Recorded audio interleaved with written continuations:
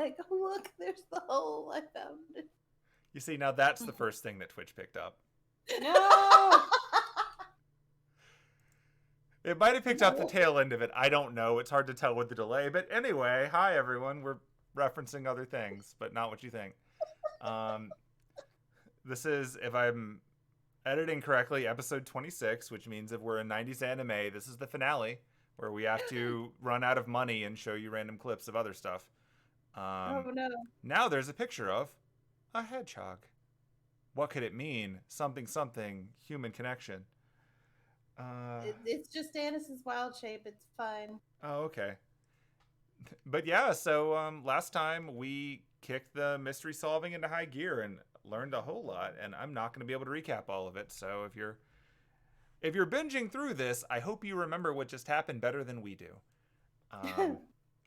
If you're tuning in for the first time, maybe go back maybe 2 episodes and start there, because you're kind of coming in late into a mystery adventure. And I can't guarantee this is going to be super coherent for you if you haven't seen it play out. If you have been watching, though, and you're just trying to get the very briefest of recaps. So during the big Arsène Lupin event, where a bunch of people were invited in to recover items that have been taken from them or their ancestors, or otherwise are decided by an artifact to be theirs by one of these 7 in the line of Arsène Lupin, famous French thief. People were invited in, and this was their chance to get stuff back. But because the host of it, Arsène Lupin VII, doesn't know who these people are, much less which item is theirs, he decided to make a game out of it. So everyone in attendance was given a coin at random, which corresponds to one of the items. There were also some events set up where you could earn additional coins. And the idea is that everyone will either walk away with something, or ideally they'll negotiate their way towards the thing that they actually want, since no one really knows what most of these items are, but presumably if it's yours, you'll know.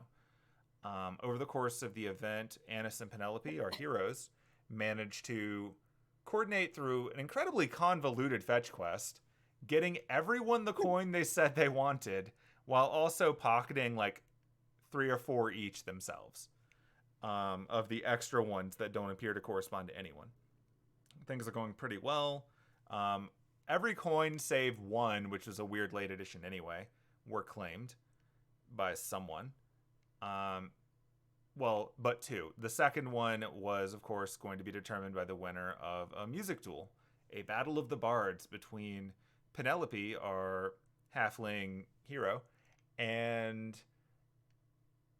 Johnny, who is very much inspired by Devil Went Down to Georgia, although in her case, apparently she inspired that story and it was just lost along the way. The 2 of them had a bard music battle.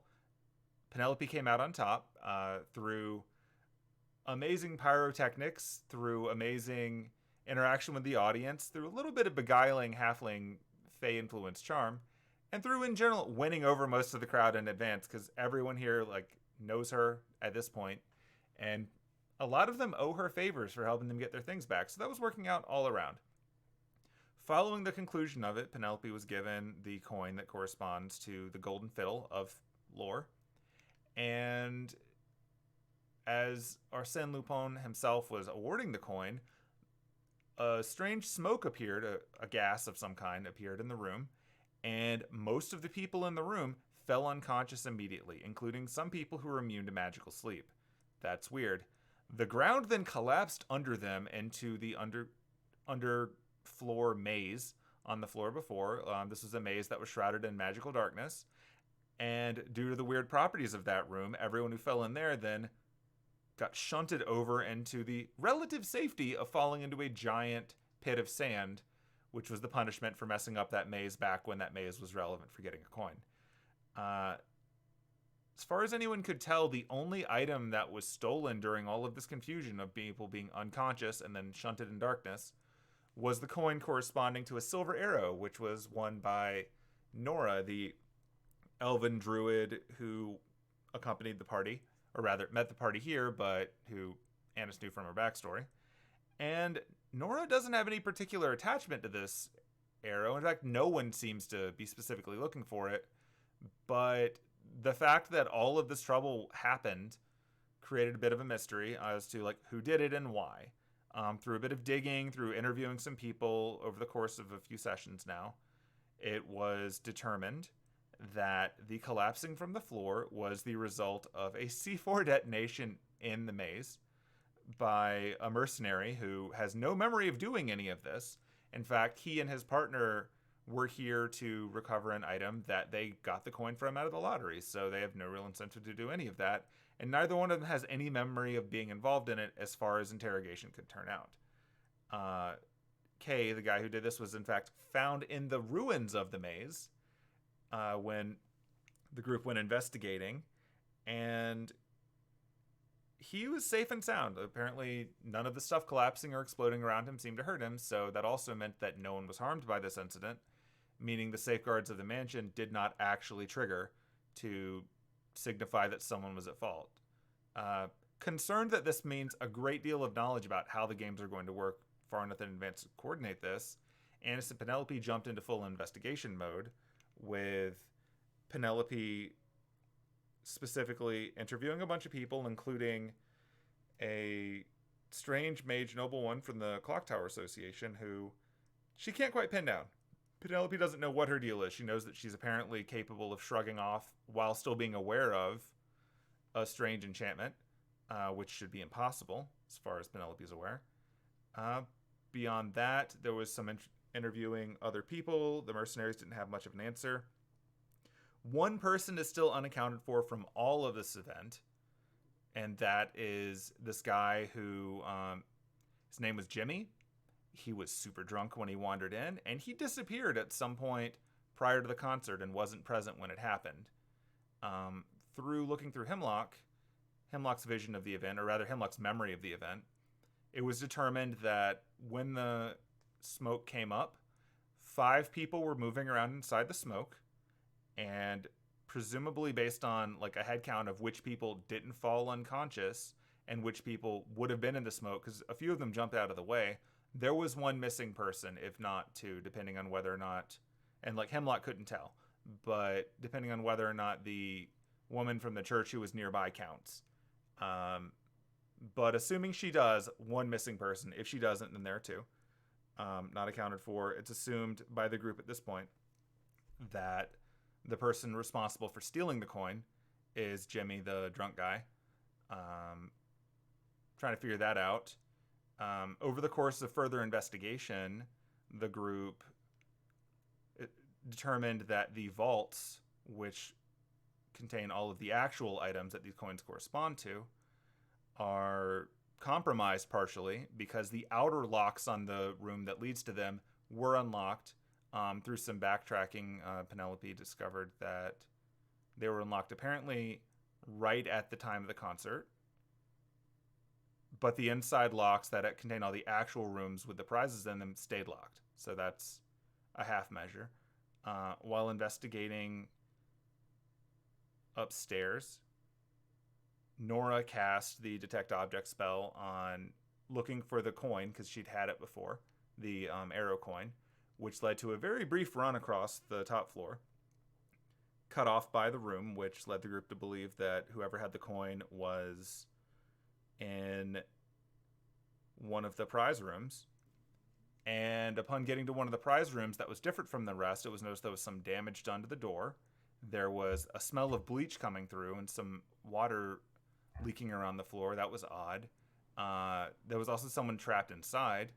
The group managed to narrowly avoid a drill coming through the side of the wall near Anise's head to determine that it was actually Katherine who's trapped inside, because Katherine had been sent to investigate the bathrooms while this was going on. Katherine apparently was investigating the bathroom below shortly before these events occurred, like about a minute before, if her phone is in any indicator.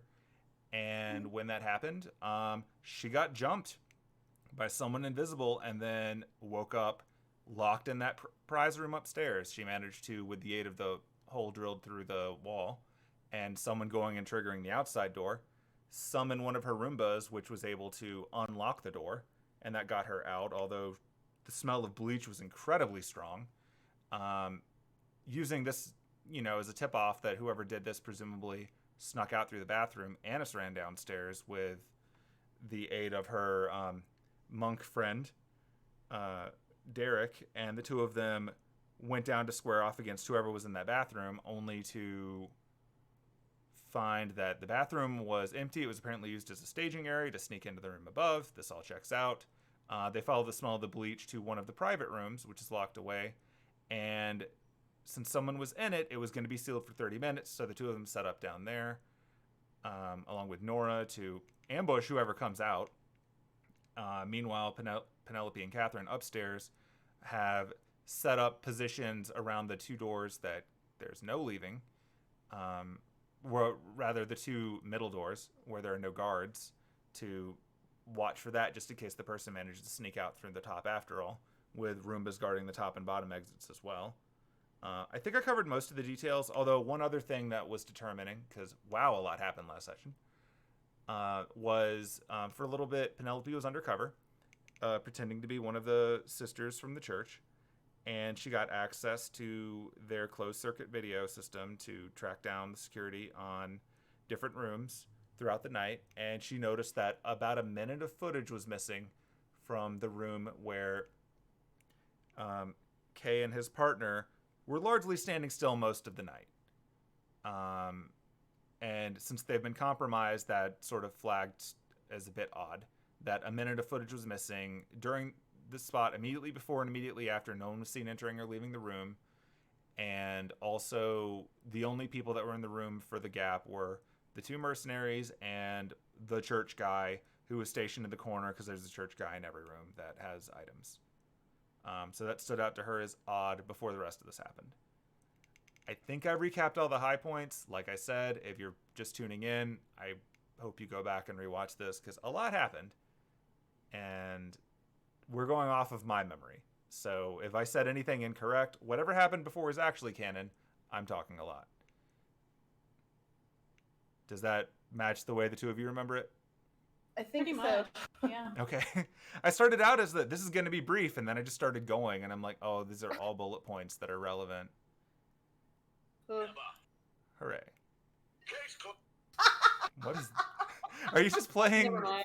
Phoenix Wright noises? Sort of.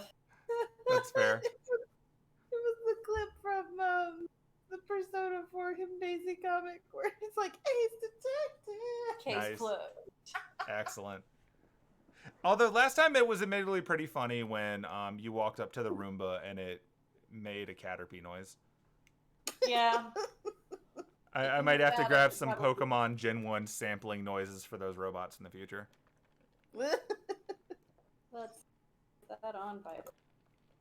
Okay. Oh my gosh. So yeah, there's a lot. But that's where we Yeah. ended before. So as we stop the clock at 3:39 Yep. in universe, we're a few minutes away from when that door is supposedly going to open. So Ooh. I'm going to ask now if there's anything either of you wants to do before we find out what happens next. I'm gonna prepare hold person. Okay? I'm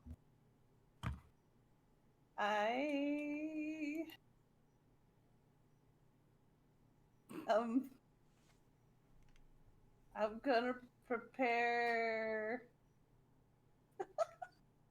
I don't know. Sorry. I'm good. Okay. That is fair. Shelly's attacking birds on the TV. That's fair as well. That's a decent use of an action. Yeah, just for context of what your NPCs are each doing on this one. So Derek is sort of assuming one of his monk stances to be ready to tackle someone should they decide to run out. Nora seems to be holding a spell of some kind, waiting for a condition. To say it in mechanical senses, she's gathering her energy to do something. You see her reaching into the little pouch on her side and pulling out some sort of little plant matter that you know from seeing her do this before is a pretty basic spell component. Like, you're both druids, you get it. She's going to cast something, but you can't quite tell what. Upstairs, next to Penelope, Katherine has her little tablet thing out, and she's pulled up video feeds from each of the other Roombas to keep an eye on those doors. Ooh, okay. I had a train of thought. Yeah. I'm gonna. Can I cast silent image and have it look like there's a brick wall basically blocking the hallway? You can have a 5-foot brick wall. Yeah. Wait, you're using silent image or minor? The cantrip one? Silent image, the spell one. The spell. Yeah, I have to remember which one that is. They changed the parameters of these for each game. Yes, it's a 15-foot cube. Okay, well then, yeah, you can absolutely make a... Is it going to be like a Looney Tunes brick wall? Yeah, basically, like, I want it so that it looks like there's a brick wall in front of where Katherine and I are. Okay. That would basically be like, oh, hey, if they came out the doors, they'd be like, oh, shit, there's a brick wall, but we can see through the brick wall. Got it. Yeah, so I was just making sure you're using silent image. You're not using minor illusion. Got it. Yeah, that works. Go ahead and boom that. Yeah. Oh, so apparently I did it twice. are you telling her what you're doing? Yeah. Oh, good. Okay. So then she walks over and she just like waves her hand through it. All right. Good. Now I can see through it. Illusions are weird like that. Aren't they just? I mean, it's helpful, but it's confusing. And to mean, credit, that is the weird way that illusions work in the world of Dungeons & Dragons. True. If you know it's not real, you can see through it. Somehow your brain compensates. All right. Yeah, that is totally fine. So I'm actually going to make your wall. Ooh. Because we have tokens for these things.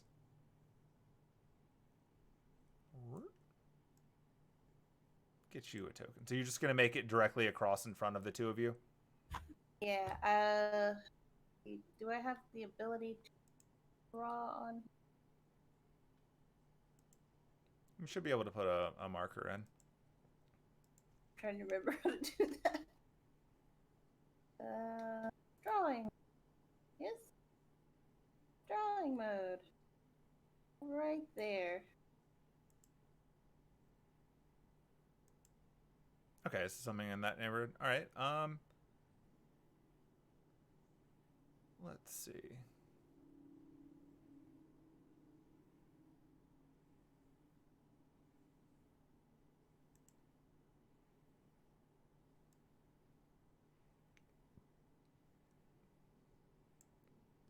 Oh, that's super tiny. Why is that the way you work? That's dumb. Oh, that is wee.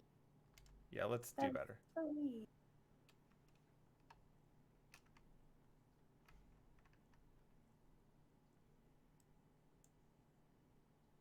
Come on, Fantasy Grounds. Do better. Brah. Giant wall.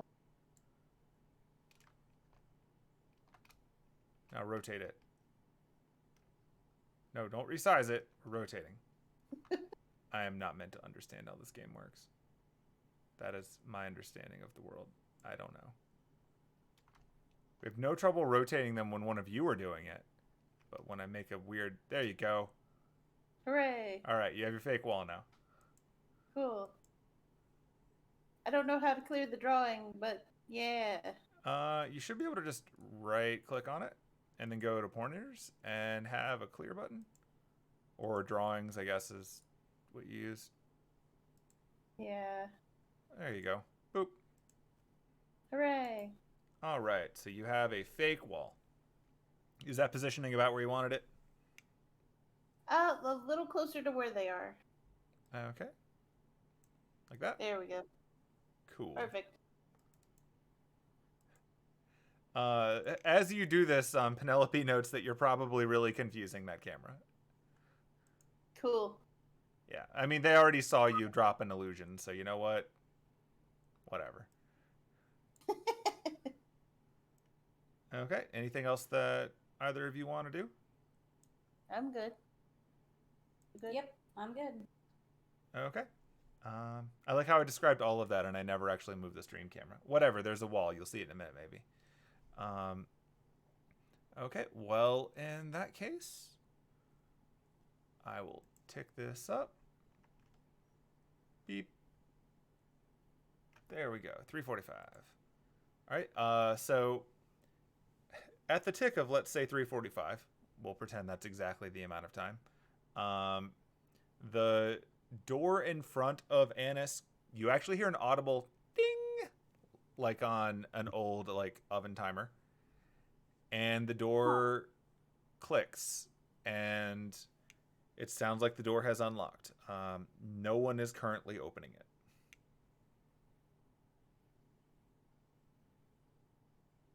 I will continue to have whole person ready and just see what happens. Okay. Derek turns to you and he sort of tilts his head, signifying wordlessly, like, do you want him to open the door for you?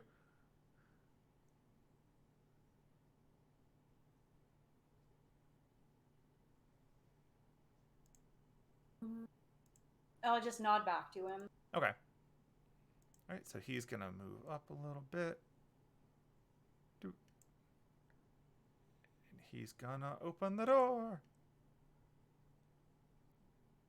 All right, so from here, you can still hold your action, but do a perception check just to get a read of the room from where you are. Okay.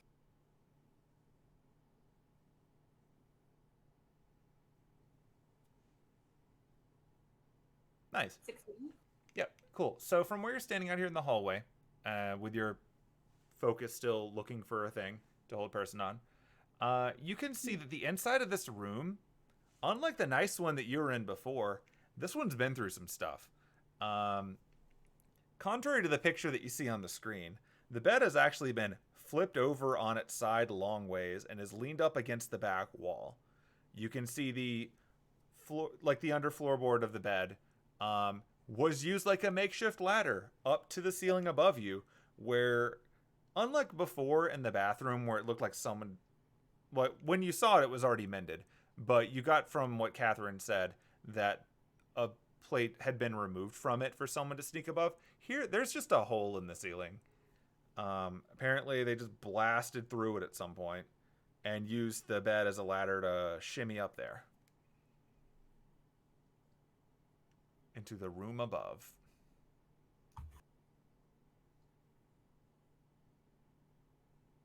I guess I will enter the room. Okay. So, yep, stepping aside, like you can see, looking up, there's another, like you can see straight into the room above you. The big metal walls, the stuff that reminds you of what you saw during the brief moment where you saw the inside of the room behind where Katherine was. It does appear that for all of the security of the walls of the vault, the floor and presumably the ceiling were not nearly as heavily insulated. So, giant security faux pas on the part of Arsène Lupin or whoever designs his mansion. I guess. Would it be athletics, acrobatics to climb up the bed and go into the room? Yeah, it would be your choice. Either works. Like, it's not going to be hard because this thing was used like a makeshift ladder already. So, right. This is mostly just making sure you don't trip or something. You're fine. Yeah, okay. So, yep, you can head on up into the room. And rather than drag your token up there and back, I'm just going to describe what you see. So, getting up there, looking around in the room, you can see that, one, it's kind of dark in here. Like, there aren't really a lot of sources of light inside. The inside of the room does seem to still be sealed. Like, presumably, no one opened the door from the inside, unlike what you saw before where Katherine had to drill a hole through to get anything out. This is still firmly sealed, though it's also empty. The whatever thing was in this room presumably is not here that you can see right now.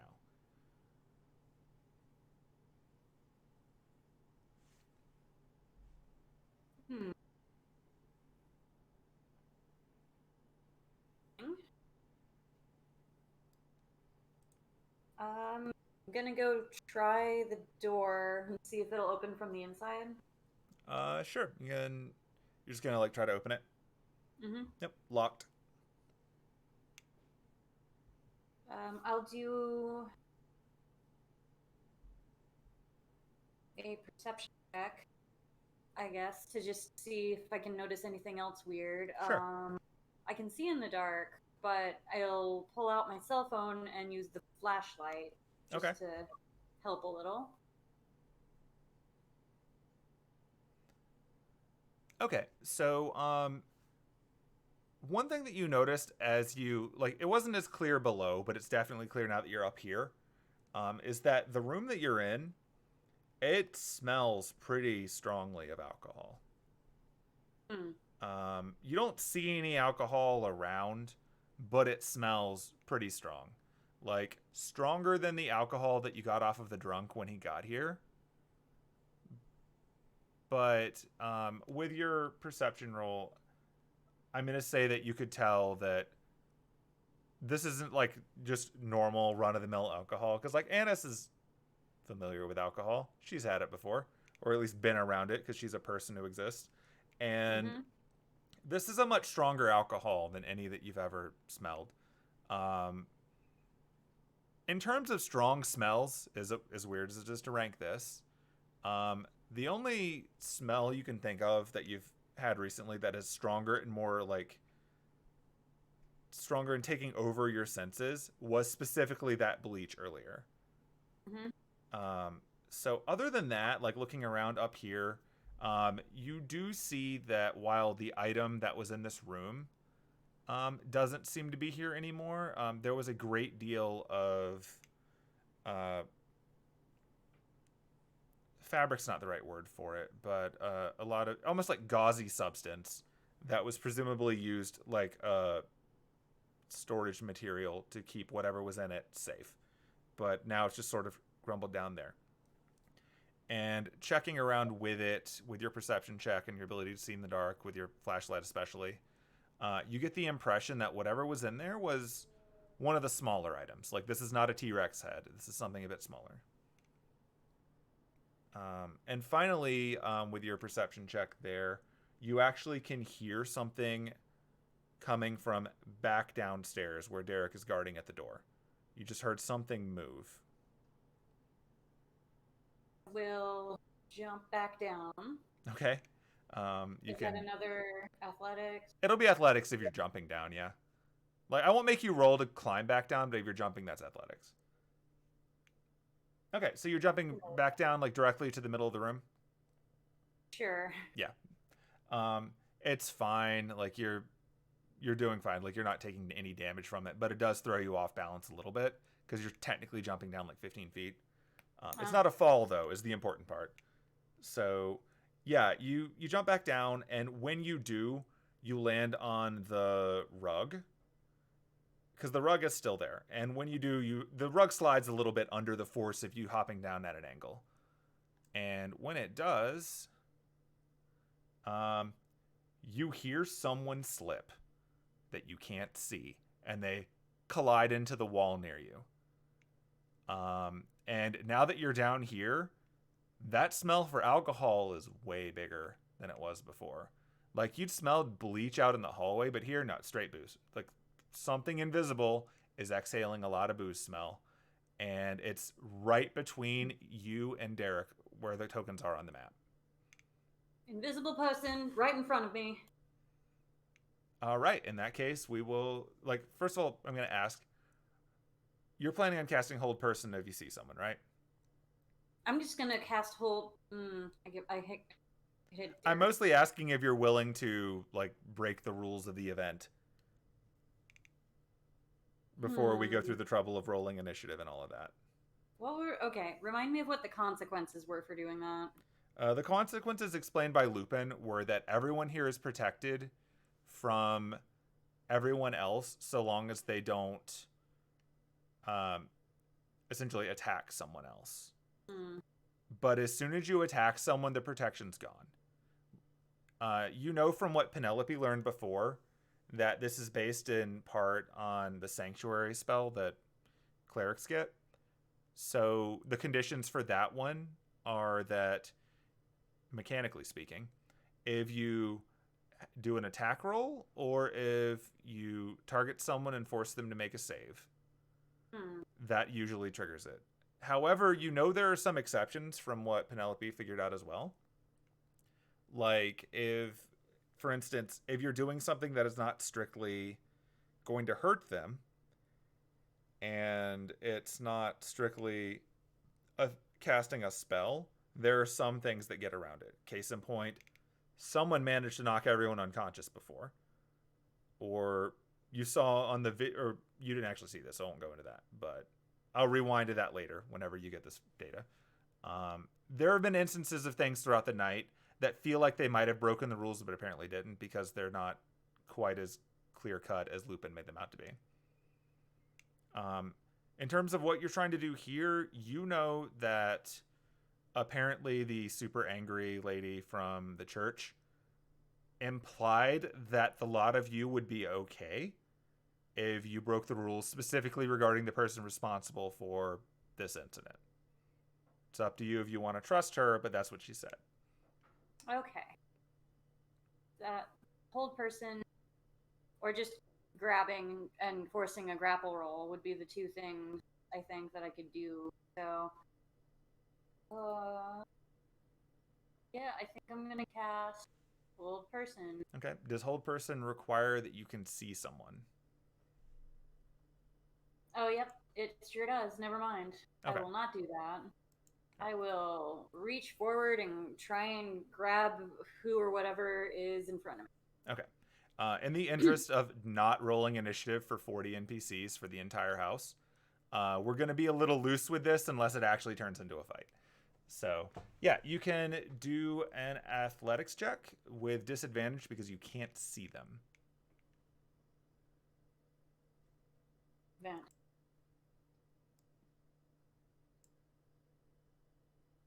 Yikes. Okay, well, the fun thing is they've got disadvantage for different reasons to not get grappled. You both got a 5. Which means you do grab someone because you hit the number. Good Okay, job. you grab someone. You're holding someone down. You can't tell who. They smell awful. But you've grabbed an invisible person. By the way, so you know, they rolled a 3 and a 2. So Wow. it was literally pass or fail on 2 really bad d20s.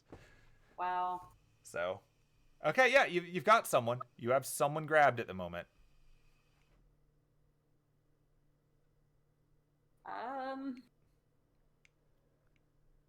Did you get him? I think so. Do I need to kick the air just to make sure? I wouldn't. Okay. But I want to. Just invisible person, I want to kick you. Know that. We can resolve this without violence, I think. Yep. Nora is moving into position behind him. All right. I'm assuming you're the super wasted guy because you smell awful. Start talking. Who are you? Why are you here? What did you steal? What's your goal? Why the hell did you blow up the floor? Okay. To that, you can see a gas similar to the one before start to appear in front of you, pointing at your allies. Oh, cover your noses. They're gonna have to make some saves. I will dress. Okay, so unfortunately they rolled a 7 and a 1. Oh no. So oh no, Hemlock's there too. Hold on. Oh. Did Hemlock pass? That would be the best thing ever. Let me check. Because Hemlock rolled way better than the two of them did. Hemlock saves. Who got the 1? The 1 was absolutely Derek. Of course. Of course, the poor guy can't win.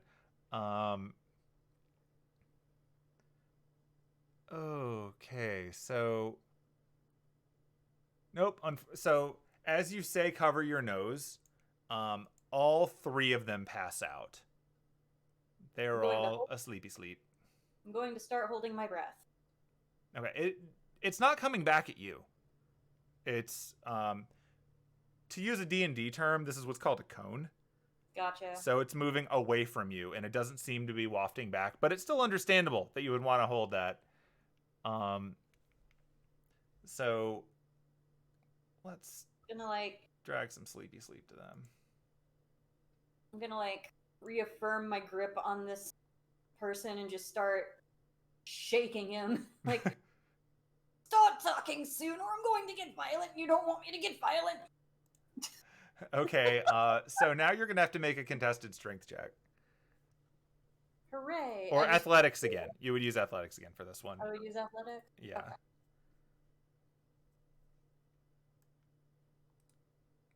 Oof. Oof. Nope. Oh,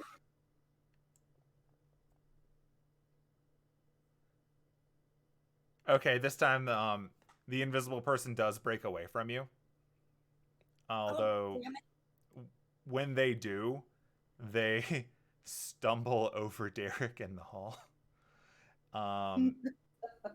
And as this is happening, that smell of intoxication just kicks higher and higher. Like, the cloud in front of you disappears instantly. It's not a sustained one like the way Hemlock described it before. This is a much quicker one. But someone is on the move in this hallway now. I will give chase. Okay, which way are you going? Man, okay, stumbled over Derek. I didn't notice anything other than he stumbled over Derek. You notice that Derek, do perception. We'll see if you can piece together based on the way that Derek is disheveled, which way this went. Oh. Come back. Nope. Nope, you have no idea. All you know is that Derek shrunk back a little bit, directly back, which doesn't tell you either direction, and he is now clumsily on unconscious Nora.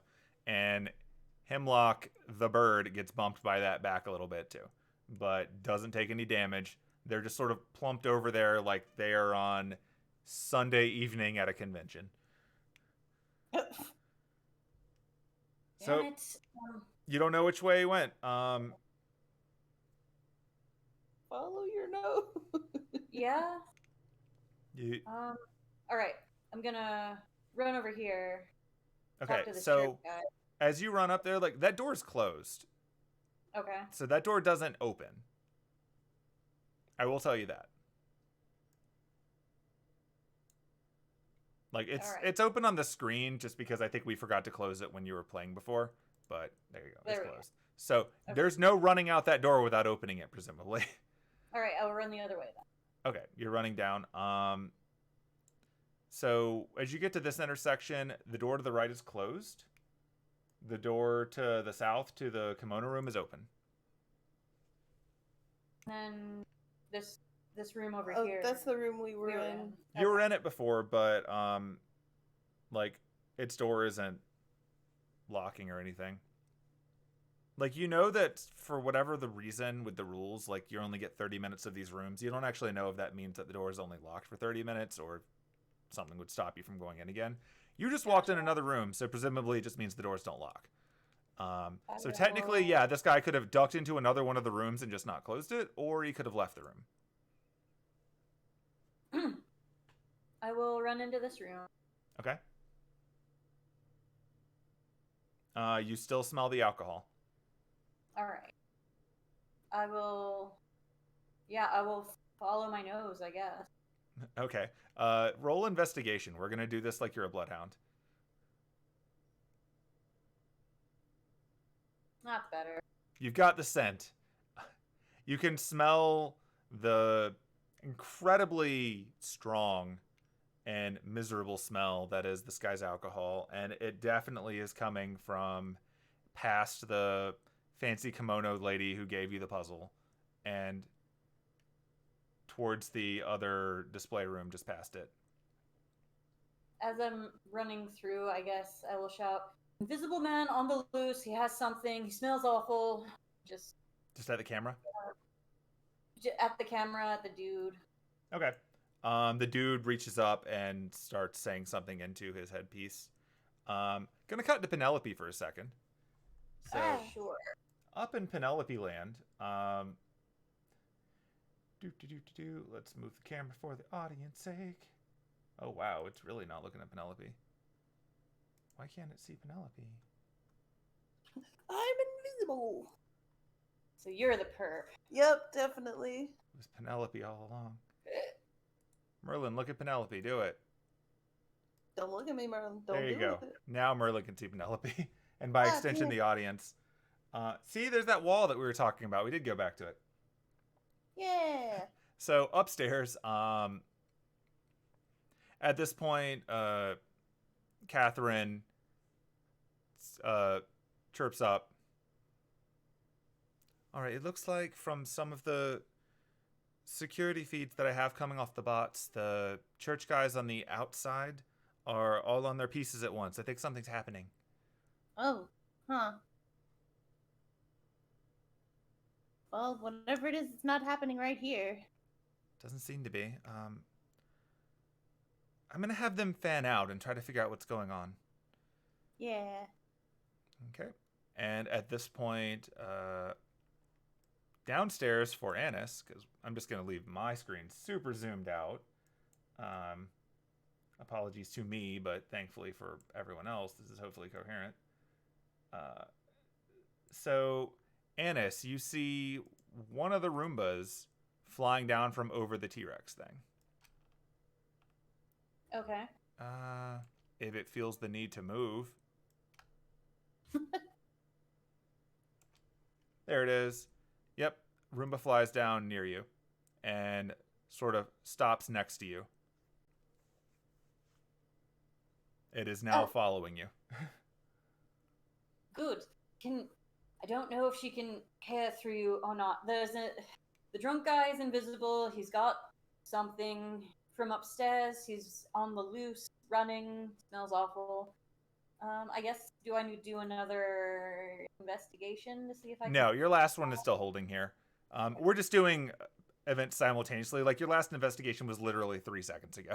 You don't have to roll a new one. This is a window right here. The one to the bottom is a window, yeah. So does it smell more like he went here? It smells like you went through that room, yeah. Okay. I will... Okay. And just for Penelope's sake, Katherine holds up the little tablet and taps one of the 4 Roomba images on there, and it shows you Venus, the yellow one, chasing Anise running through the area downstairs. You can't see Nora or anyone else who was with her. Oh no, I wonder what happened. Why is she running? Not quite sure. It's I like the idea of adding sound to it, but I'm not there yet. Still working on it. Oh no. I made 4 of them, but they all have some room for improvement. Oh god. Should we go downstairs? I assume if she's going that way, she's doing it for a reason.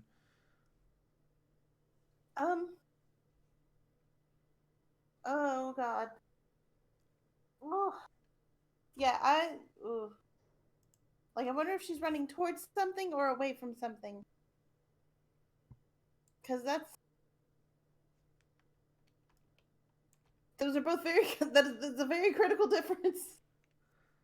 Based on the feeds, it looks like the guard from the north end of the hallway that she was staking out has opened the door, and I'm getting a feed from in there now.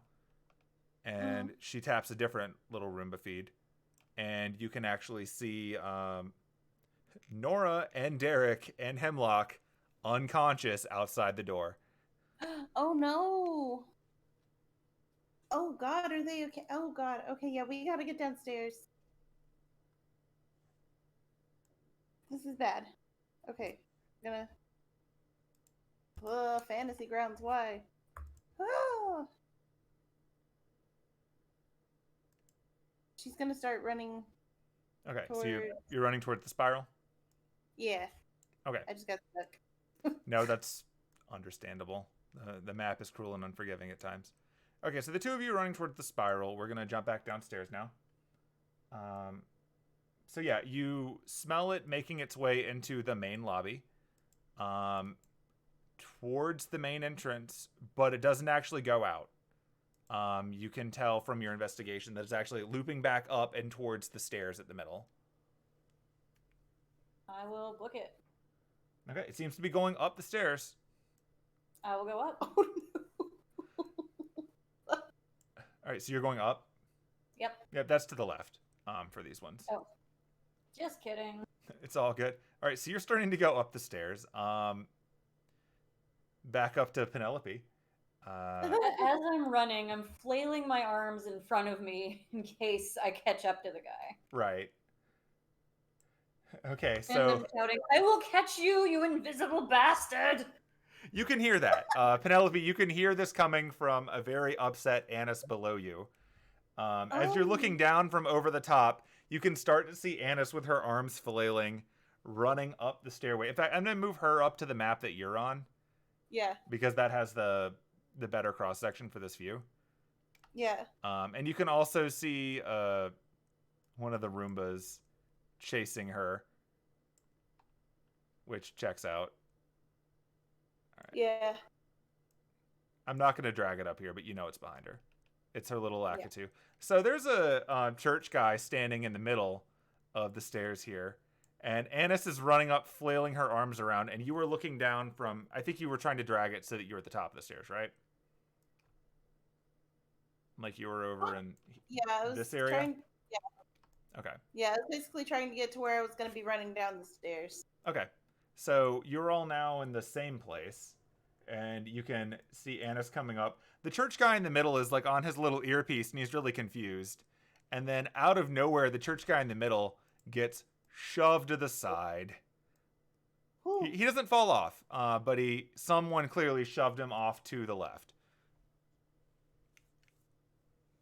And at this point, we're going to do like unofficial initiative. We're just going to have everyone roll initiative and we're going to deal with it the old-fashioned way rather than through the combat tracker.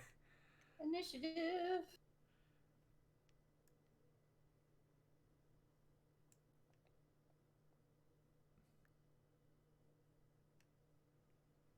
Okay, so that's a good number for Katherine.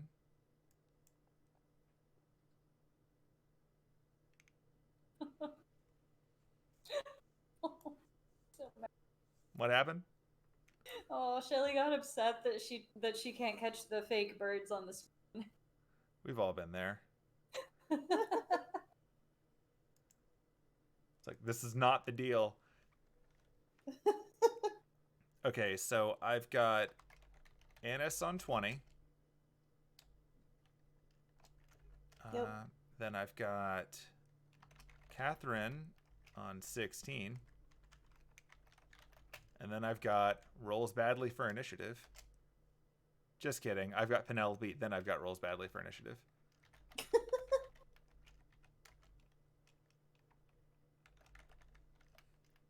Clocking in at a healthy 7. Wow. Okay, so Anise, you're up first. You've got a vague lead to a location on the guy, since you just saw the church dude get shoved over. I'm not rolling the church dude's initiative. He missed out. I'm gonna... Nope, hold person does require that I have to see. Let this be a reminder that greater invisibility is amazing.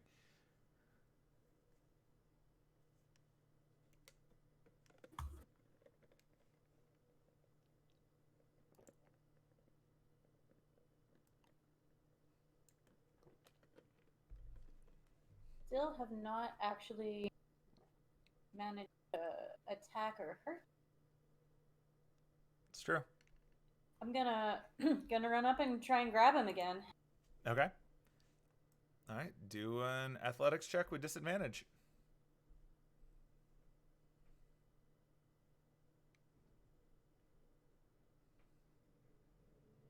It doesn't bode well. Can I cancel that one? Sure. Yeah. So do I roll it again? You could cancel the 1, but the other one in the roll is still there. So Okay, do you want it'll me to stay on the 3. Don't bother if the other one Okay. was a 3. Okay, then I'm not. Oh, sorry, it canceling. dropped to 7. Never mind. I was reading the +3. So it dropped to 7, so that would have been a 10 if you cancel the 1 and you roll at least a 7. Do you want me to cancel the 1? Sure. All right, I cancel the 1. Okay, roll another That's d20 better and than we'll 1. take that or 7. Just a 20? Yep.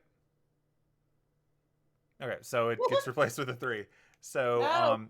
the lower among them is the 6. Wouldn't it be 3 plus 3 though? Yeah. As athletics. So a 6. So It'd be a 6.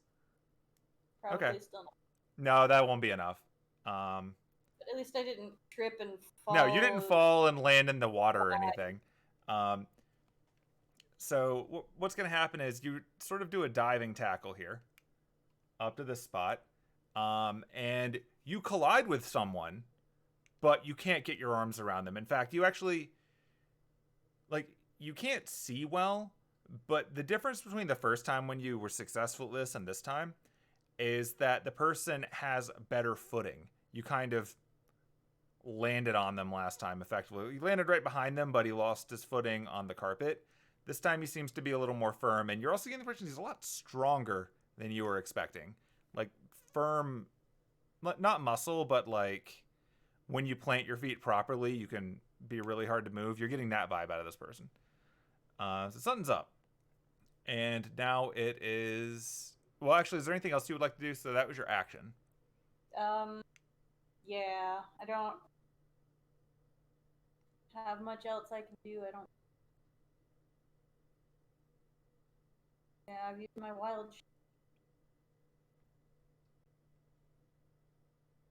Hemlock's not anywhere nearby. I used an action. Try and grab him. Yeah, I guess that's it. I'm done. Unless Okay. I can like try and stand up or something. Yeah, like you're not prone. Okay. Yeah. Like I said, you tried to tackle him, but because he was firm, like neither one of you really went down. Gotcha. So yeah, you're fine. You're up. You've definitely signified to the others where he is, though. Like, you can't have done what you just did without hitting someone. So it is now over in the initiative to Katherine, who doesn't really know what's going on, but she's going to try stuff anyway. Because it's what she do.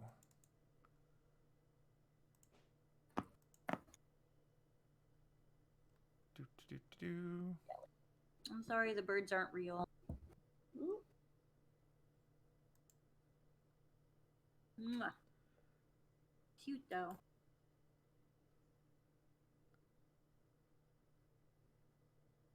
Okay, so you can see this, Penelope. So Katherine, with her tablet, has done like a swipe thing to the side, and the screen that has all of the bots on it goes away, and instead it's more of this weird freeform spot where she's moving her fingers around, and it's leaving a trail where her fingers move, and you can see that she's actually making it kind of looks like mage glyphs freehand. And it's a mouse trail effect on them. Like, they're not permanent, but you can see a tracking on it, and you can tell that like her gestures are actually spelling something out. And now she's gonna make she's gonna make a check, and we're gonna see if it works. Whoop. Oh, I don't think that's enough. Nope. Damn it. Oh. Tried to dispel it, but I didn't quite get it. Just keep an eye on where it is, and I'll keep trying. And with that, she's going to have her Roombas essentially, like, you see her flip back to the first screen, and she's just poking them. And when she does, you can see on the Roomba cameras, they start headbutting the security people in this direction. Like, they're not hurting them, but they're pressuring them to move in this direction, and they do not seem very happy, but here we are. So that's happening. Now it is Penelope's turn. All right, cool. Okay, so they're I assume the person is like still on the stairs? Presumably. You haven't been given a reason to think they've moved yet. Okay. I'm going to cast Calm Emotions. Okay. In that area. All right, because that's an area effect. Yes. All right, calm emotions. I'm just pulling it up. Express strong emotions in a group of people. Each humanoid in a 20-foot radius sphere centered on a point you choose must make a charisma saving throw.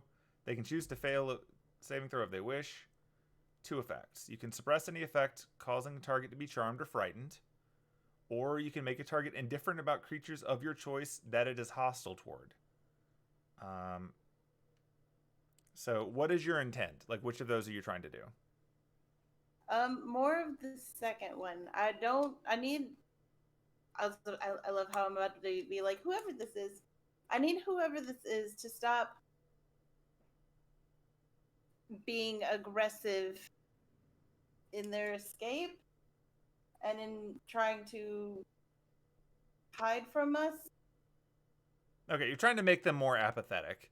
I'm trying to make them calm the fuck down. That's exactly what the spell is for. Okay, so because it's each humanoid in a 20-foot radius sphere, that's going to affect a few people. Yeah, I think it's... So it's going to hit presumably that person and Anise and the church guy and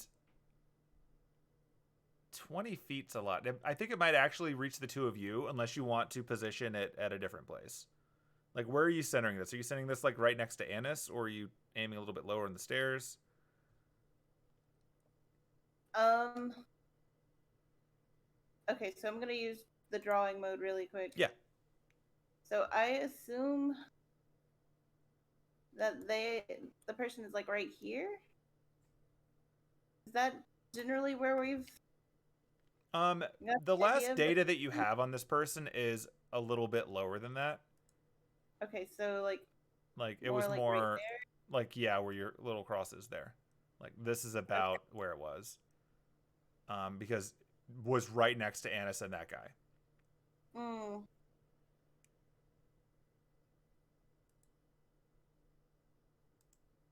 So could I put...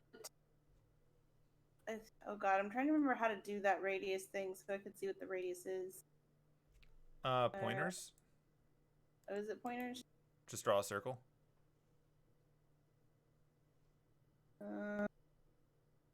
Like... God. Can't... See, he keeps telling me, like... Is that a 20-foot radius? Jesus Christ. 20 feet is a lot, but that's more than 20 feet. It's saying 20 feet on my screen, and I'm yeah, like, it's saying it on mine too. That's not accurate. That's not how that wrong. works. Like, a 20-foot radius is 8 squares. So actually, maybe it's not. Maybe it is that big. Because, like, if it's a 10-foot radius and 20 across, like, that's more what I was thinking. Yeah, I guess 20 feet is really that big. Jeez. Like, you could just center it in the middle of the staircase of the first floor if you want to just get the people on the stairs, if that's your goal. Yeah, well, because I'm, like, trying to minimize the number of people it actually hits. Sure. If you want to get math fancy with it, you can try to aim it, like, over here somewhere so that it encapsulates the top of the stairs and maybe Anise. Let's do that. Okay. Let's do that. Okay. In that case, Anise, charisma saving throw. Okay.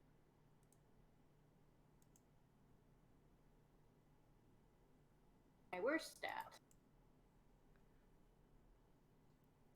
Anise, you're feeling pretty chill right now. This guy's not hurting anybody. Why are you even chasing him?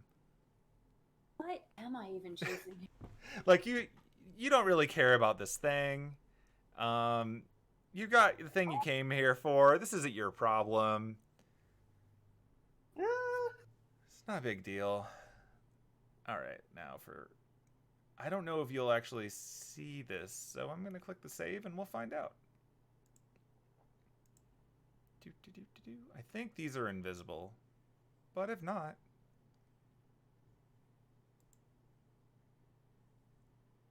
Whoa, hey there, game. I clicked on you. Do it.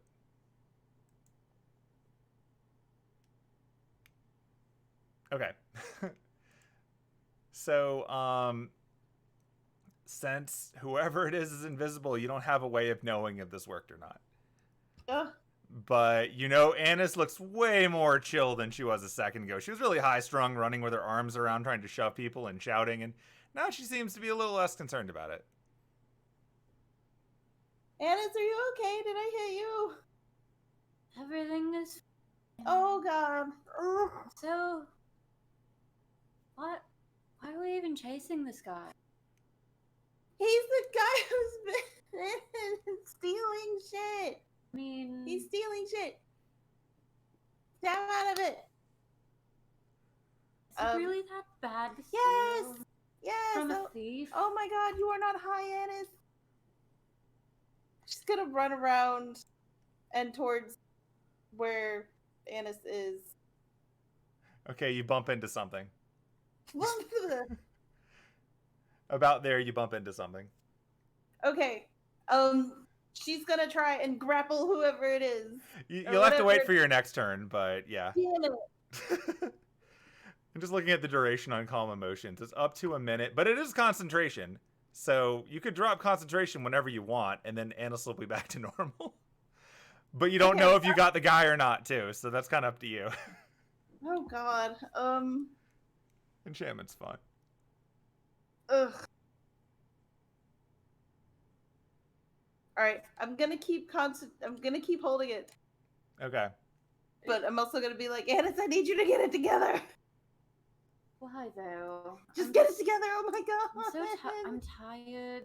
We got what we wanted. Oh my God. Everyone else got what they wanted. My Well, they got goodness. coins anyway. No, oh, Anise, please, I need you to carry at least 2 more degrees than you are right now. At Gonna least be a 2. hard no on that one, Chief. Oh my God. Can't seem to muster up the ability to care, you know? So while you're doing this, now that you've actually gone on the stairs and are closer to it, the smell of alcohol coming off of the stairs is atrocious. Like, Jimmy, is that you? Like, you could smell a little bit of it from up above, but now that you're making your way down the stairs, and now especially now that you've bumped into it, like, you've never smelled alcohol this strong before. Oh. It's almost nauseating. Oh God, this is gross. But she's gonna like hold her arms out like she's blocking the staircase. Sure. In fact, both of you, what even would this be? What would you roll to try to identify alcohol? Is that a history check? I think it's history. I think it might actually... Medicine. I guess it depends. Medicine would also be fair. I'll tell you what. You can roll your choice of history, medicine, or nature. I'm gonna be rolling medicine, actually. Wow, I have +4 medicine. You make drugs for a living. True. Oh! I'm gonna roll history.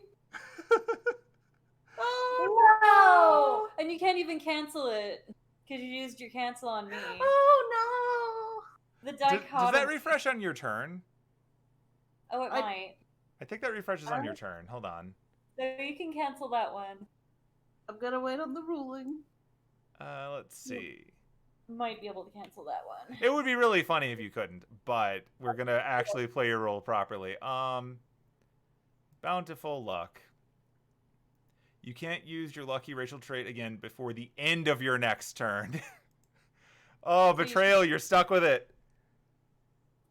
It specifically says the end of your turn. That's so mean. Okay. But also, like, it kind of makes for good storytelling, I No, guess. it's funny, yeah. Okay, so Penelope, you have no idea what this booze smell is. Like, you've been to concerts, you've put on concerts, you've smelled awful booze before. This is way stronger than anything you've ever smelled. It almost feels like some kind of ridiculous level of pass out for walking in on rubbing alcohol left open in a shed. Kind of gross. Ew. Anise, you've smelled this before. It's a little more clear to you now that you've cleared your head and you're free to think about these kinds of things. This smells like rice wine. This is sake. Incredibly strong sake.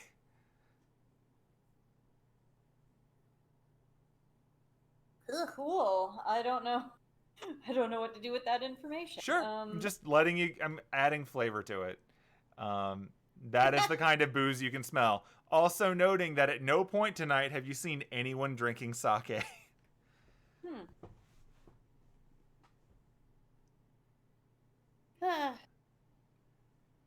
Like the last time you saw Jimmy yourself, if we're operating on the assumption this is Jimmy, which is pretty fair. Yeah. Jimmy was specifically talking about having rum because he asked you if you were going to use your Coke. Ah. That's right. That was like a month ago. Yeah. Yeah. This is when you were getting the cooler. Yep. Wow. Ugh. Oh, I take a lot of notes. Anyway. But yeah, so that's some knowledge for you. So, Penelope, you've used your movement and you've used your action. I'm good. You're good? I have no bonus actions I can use at the moment. Unless you want to inspire someone, I think you're right. No, I'm out of inspiration. Oh, you used all your inspiration too? Oh man, I can't wait till you level up and get this back on a short rest. I still have inspiration. Your inspiration's run out by now. That was you literally sat outside a room for 20 minutes. Yeah. Yeah. Okay. Yeah, I've used up all of my inspiration points. I've used up all of my second level spell slots. I love all the resource usage to have not been in a fight. It's just a reminder that D&D is a flexible system. You've used up both of your wild shapes and you didn't fight anybody. Like, I'm glad that you're actually getting to use your abilities. That's nice. I was worried this was just going to be a social session, but no, it's working. All right. So yeah, Penelope, someone's trying to get around you. No. Now we're going to do some rolling. Boop.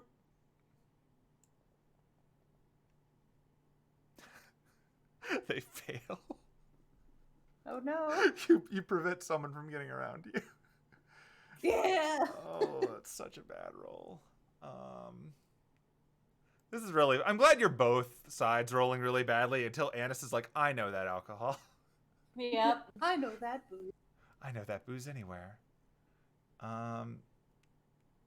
Yeah, I can't do much about that. So, someone's trying to get around you, and the way your arms are out, you get a hand on something. It feels like a coat. But you can't quite grip it. You just know that, like, you prevented them from getting around. You were successfully threatening a square. You have the option of trying to do an attack of opportunity should you desire, but it will be with disadvantage because they're invisible, and you know all the rules about attacking. So that is up to you. So, invisibility can be dispelled, or it will drop if they attack us. You know this is greater invisibility because they've interacted with you. So I can't... So either I can attack them, or I can do the attack of opportunity and lose all the protections, or I can just not attack. Either way, they can't get around you. I'm just saying you have an opportunity because they tried to leave your space. No, like I'm under not gonna... normal D&D rules, you wouldn't be able to attack at all, but there's something weird going on here that will make sense later. Yeah. I'm just gonna be like, hey, stop. Okay. Stop. Got it. All right, so that didn't work out for them. Now they're gonna try to do something else. Do. Okay. Let's see if I can make this work without using the combat tracker. I don't know if it will.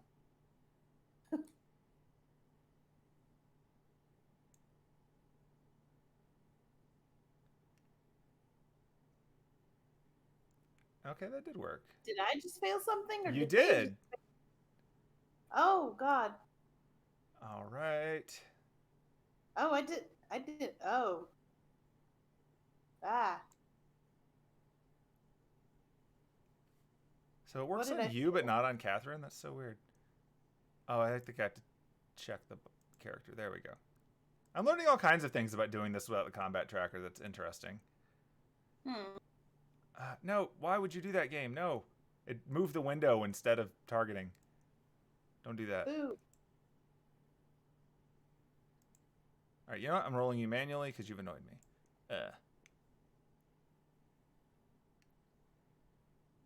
Okay. So this is funny. So you can't see it, but the smell from the alcohol is now accompanied by a much stronger than even that smell from the alcohol, and you're feeling kind of tipsy there, Penelope. Oh no. I get to add the intoxicated status to you. Oh And I think I have to add it to Catherine based on that roll from her. no. Oh no. Yeah. Wait. Yeah. She didn't roll well enough either. All right, so both of you get a new status that we don't use very often. Ooh. So you're both drunk. Oh no. All right, let's see if it'll let me do that. That might actually require the combat tracker, so I'm going to go through the trouble of scrolling down to you on that one.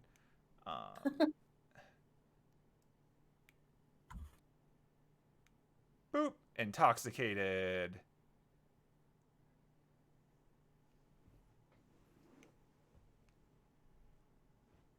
And What does that do? so when you're intoxicated, what it means is that you have disadvantage on attack rolls and ability checks. Oh good. Oddly enough, it doesn't interfere with your concentration, Huh.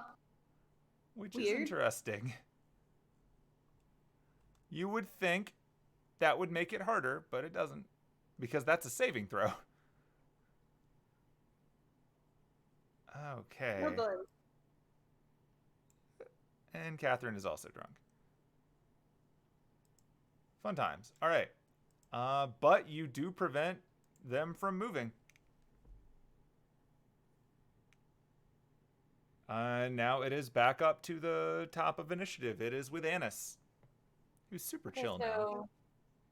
She's chill, but she basically knows what's going on, right? Yeah, you're not dumb. You didn't forget anything. And in fact,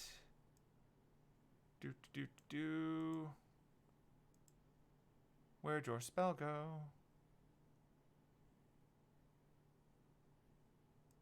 Calm Emotions has a condition for if your allies are attacked, doesn't it? Good question. It's like I mix up what's in this edition versus other games if it's not a spell that's like on my player character list. Let's see. I don't think it does.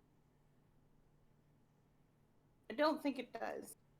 This indifference ends if the target is attacked or harmed by a spell, or if it witnesses any of its friends being harmed. All right, you haven't been harmed. Okay, that's the caveat. Okay, yep, you've not been harmed. You're just super drunk. All right, carry on, Anise. You just, as far as you're aware, like nothing is stopping you from doing actions. You just don't feel like this is nearly as big of a deal as it used to be. Gotcha. But I see Penelope trying to stop this guy. Yes. So I will try and grab him again. Okay. Yep. Once again, athletics with disadvantage.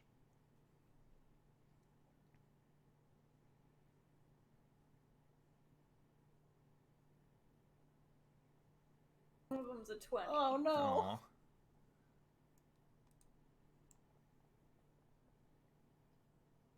Oh wow, rolled a 16 on both of them. All right, nope, no luck. You once again try to grab the person you can't see, but this time around, when you grab on them, they're a little more slick.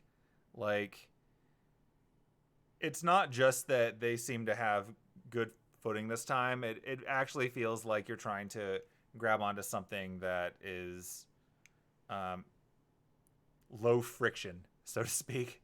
Like, you can't get a solid grip to actually use your strength on them.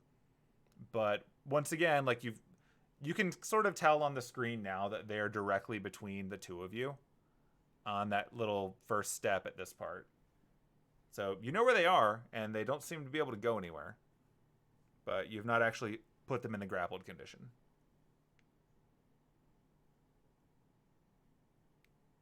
Would you like to do anything else? Am I close enough to touch Penelope? Yes. I will cast guidance. You can roll a d4 and add to one ability check of your choice. Roll it before or after the ability check. Is guidance an action? Yes. Never mind, I can't do that. Sorry. It's all good. Like, you've actually kind of boxed a person in. That's so true. You've sort of got your goal, even if it isn't officially grappled. Like, invisibility is great until you can't go anywhere.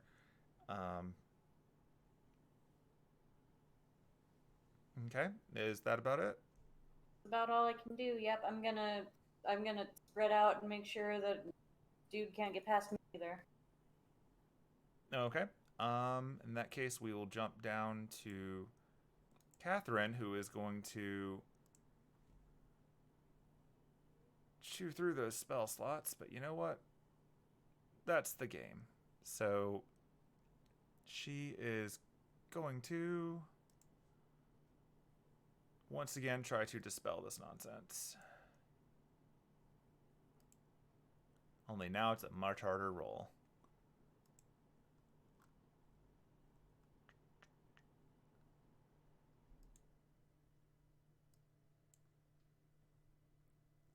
Checking off those spell slots.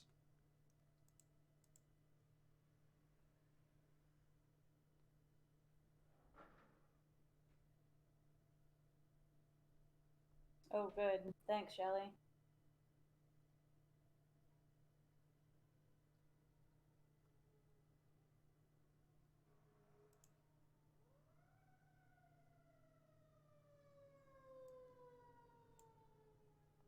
Whoosh.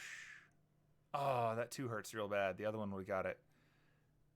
Nope, she is too drunk to properly do this. When you see her swiping away on her tablet this go round, the gestures seem kind of bad. Like, from your angle, it's actually harder for you to see anyway, but I'm just telling you in the meta. Like, before she was doing very intricate, almost calligraphy. Now she's kind of just drawing, like, very loose doodles with her hand that look really sad, and she would never post these to DeviantArt.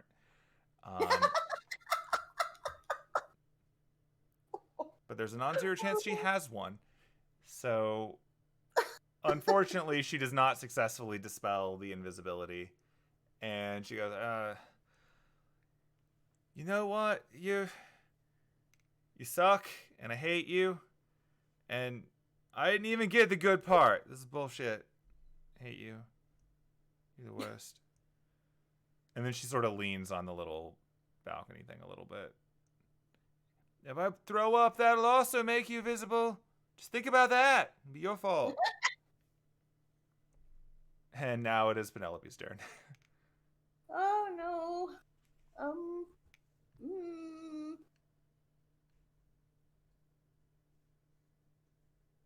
Uh.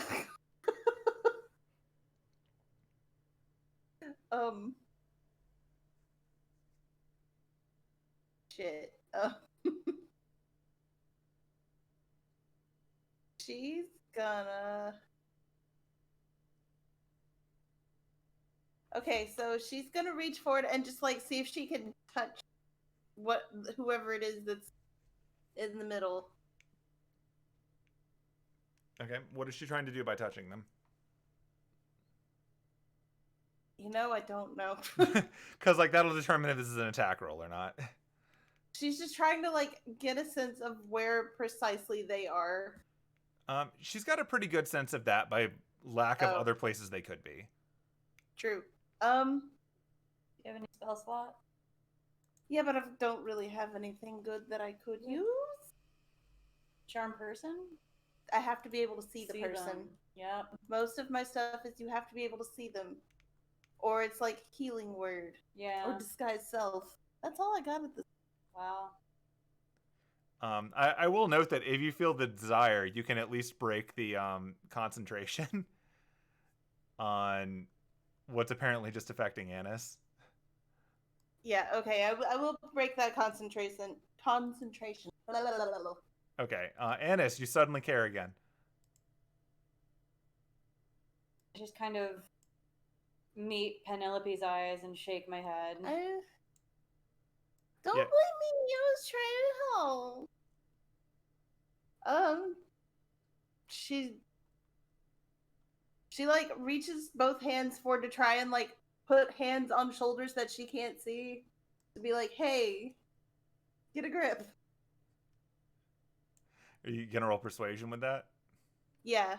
Go for it. You have disadvantage. Oh god. Disadvantage button and then I think you're already disadvantaged by the status. Oh. We'll see what happens. Oh no, okay. I broke it. I broke Fantasy Grounds. Oh, there it is. Oh, nope, there it goes. Ouch, drop that 15. You're still very good. That's pretty solid. 17. That's a pretty solid one. Okay, and what you're saying is like get a grip. She's like, dude, I don't know who you are, and I don't know what the fuck you've got, but you need to stop. This is fucking rude. Okay. Is there anything else that you would like to do? That's it. That's all I got. All right. Nice. Now it is mystery person's turn. Actually, no, someone else is entering the scene. I don't know if you can see them without zooming out a little bit, but so fun fact on the meta level: when you cast Calm Emotion, you broke your concentration on your wall illusion, which means that the camera came back up, and also everything that's happening right now is in front of a camera. So they've had a few seconds to realize something's up. Also, 2 of these people are being shoved by Roombas. So yeah, the church is rolling out. They're pissed. They're not gonna they're using their whole turn to get here. So they're not acting yet, but you're not alone anymore. That poor guy next to Anise is like completely dumbfounded by all this because it's happening so fast. Actually, hold on, let me, since I forgot him earlier. Nope, he's not drunk. Good for him. He rolled well. That's funny. As all the church people are coming up, Penelope's gonna be like, "Oh, look, it's the Sound of Music." Such a happy drunk. What? Such a happy drunk.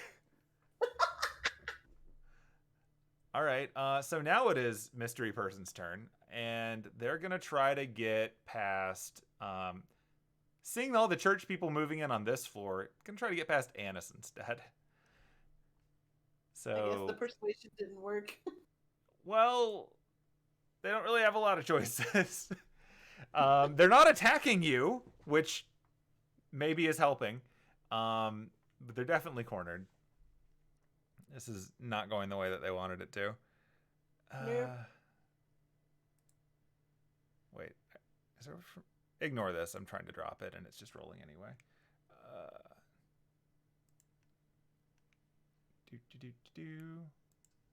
All right, trying to push past Anise. Do I roll anything, or? They're gonna make a check, and then depending on how they roll, you might get to push back. If they roll really badly, then you're not gonna have to.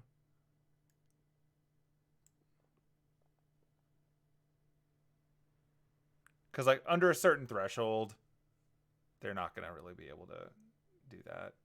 Okay, so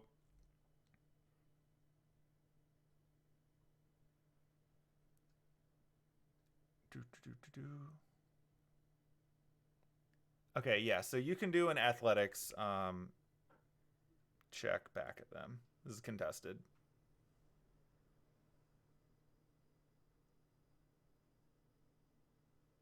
Ugh.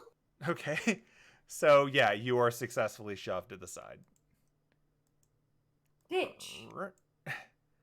So you're shoved to the side and bump kind of into the church guy just as he was getting up from before. And you can hear whoever this was fleeing away down the stairs. But as this happened, you could smell the alcohol again. And you could also tell that just from listening, they're breathing really heavily. Like, they're tired. They're exhausted. As far as you can tell, they might not have a whole lot left in them for this. But they're going down the stairs. And I think that means it is now Anise's turn. Yep. Cool. So my emotions are no longer calm. Correct.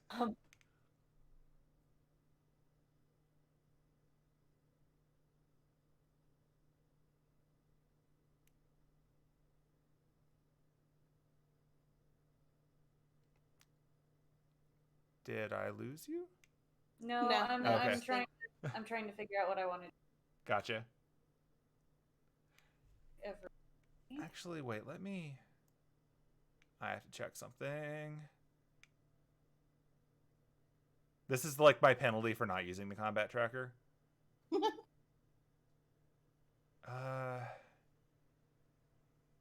Yep, that's true. It's been that many. So actually, yeah, more data for you. Cool, I guess. Because it's been a minute now. The downside of greater invisibility is that it only lasts a minute. It's wearing off. So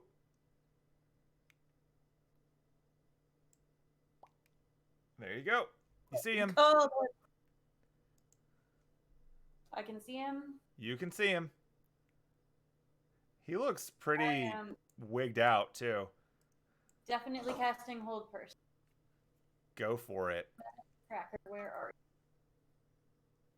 Yeah, like when we're using the combat tracker, it keeps track of turns. Since we're not, we fell victim to it. Because like he cast that spell right before you open the door. And it's definitely been 10 rounds. Disheveled old man is who I'm targeting. Yep, that's what it says. Cool. Wait, is he actually listed as that?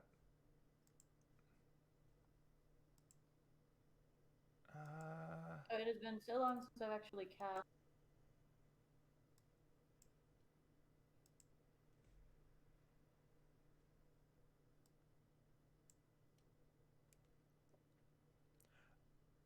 Are you targeting him through the combat tracker or the token on the screen?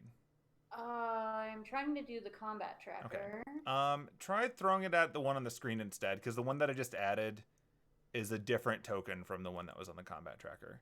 Okay. So I grab, I've got cast, attack, and effect.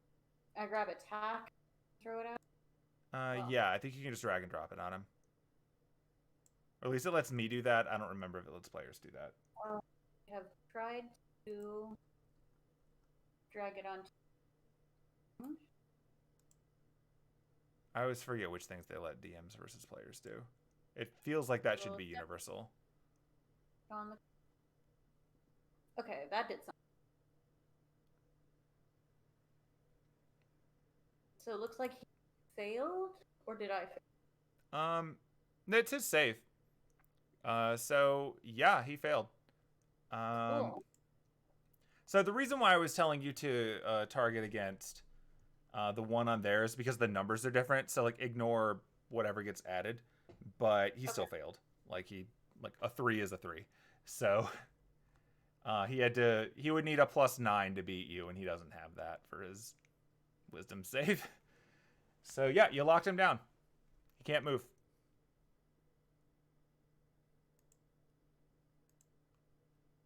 Yep. I did that. Look. It is constant. Okay. I will make my way down and kind of block it. Okay. So yep, you've blocked him off. I think it's safe to leave the initiative system now that you've got him held there. Because hold person prevents him from taking any action, right? So? Make sure I'm getting my versions right.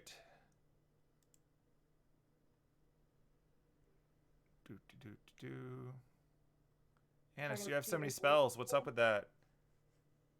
Such a druid. The wisdom saving success target. All right, let's see. It doesn't tell me what it does. All right, hold person. Wisdom saving throw or be paralyzed for the duration.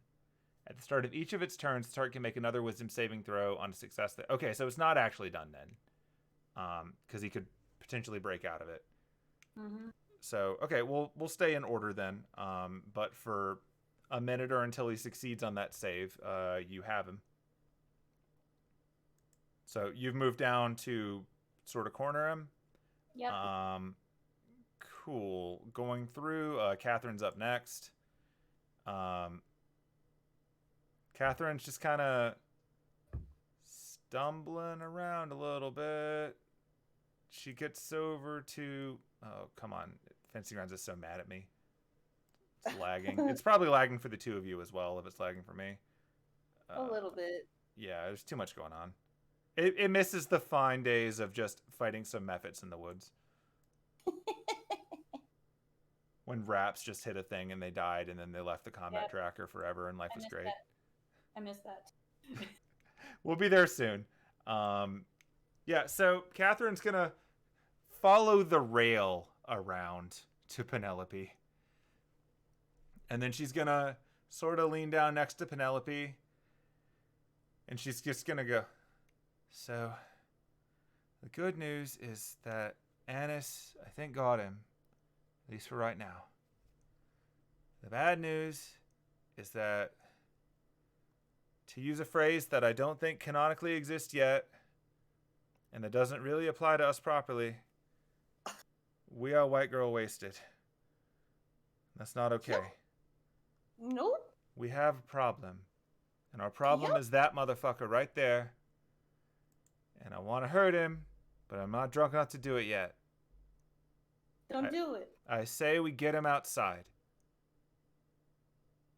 Gotta wait until fuck. She tries to pull out her cell phone and doesn't even bother like trying to open it or turn it on. She's like, I can't read the time.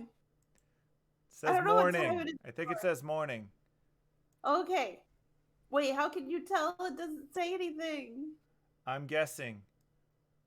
Fair. And she just like puts the phone back in her pocket. We gotta wait though. Right, no driving. No driving. Exactly. That would be irresponsible and we would lose our sponsorships. You get sponsorships? No, but if we did, we would lose them. Fuck. Right? Anyway, that's her whole turn. She doesn't have anything else. She used up her spell slots. Her robots have been harassing people. She sees the cavalry is arriving. She's just sort of sitting over next to Penelope and commiserating. It is now Penelope's turn. Okay, is Catherine sitting on the stairs? Yeah. She's straight up just sitting on the stairs behind you. Penelope is also gonna sit. She's like, I hate this. Okay. And she's like burying her face in her hands. Like, nope.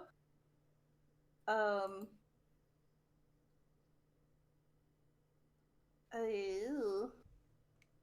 Yeah, we can't even attack this guy. It's so rude. Between you and me, I think you want us to attack him. He's being a dick. Like, I could try and charm him, but I don't think that's gonna help. No, I think Anise got it. She's tough.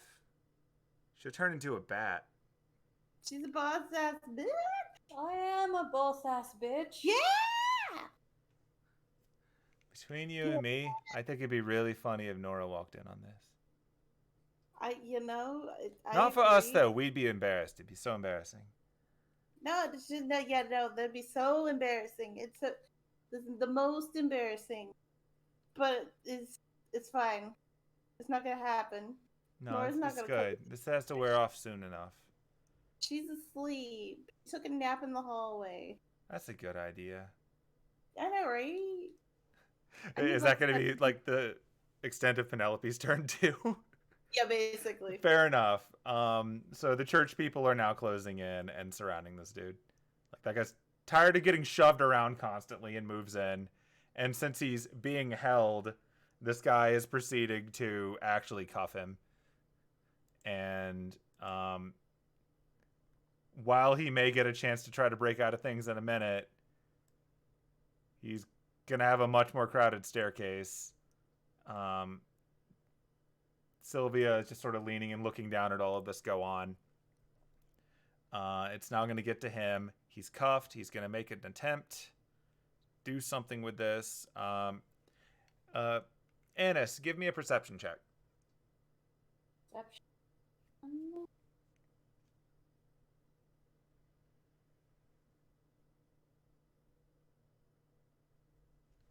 Okay.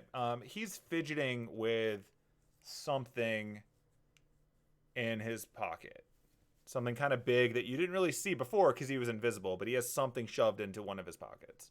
And he's fidgeting with it while he's being manacled. Do I have the ability to take an action? You can react to it. Yeah, what do you want to do? Grab his hand and pull it out of his pocket and be like, "Don't be nasty." Sure. Give me an athletics check for that. Don't be nasty. From the background, you just hear Penelope being like, "Yeah, don't be nasty, Jimmy. That's gross." Okay, so between the manacles and the fact that he's drunk and everything else, you do get to his hand, and when you pull it away from his pocket, you can actually see a much larger thing sticking out of that pocket. It doesn't actually fit in the pocket in the first place. It was just hard to see because he was invisible. But it's that bone from downstairs, the one from the display room. It's like a giant, like, animal bone. Yeah, I think I have the coin for it. I think you might. You do? Yeah, I think that was like the last coin I got or something. Okay. So given you can see it directly here and you prevented him from messing with it, I'm going to give you a new chance to make an Arcana check on it, because you never got to do that properly before because you only ever saw the illusion of it.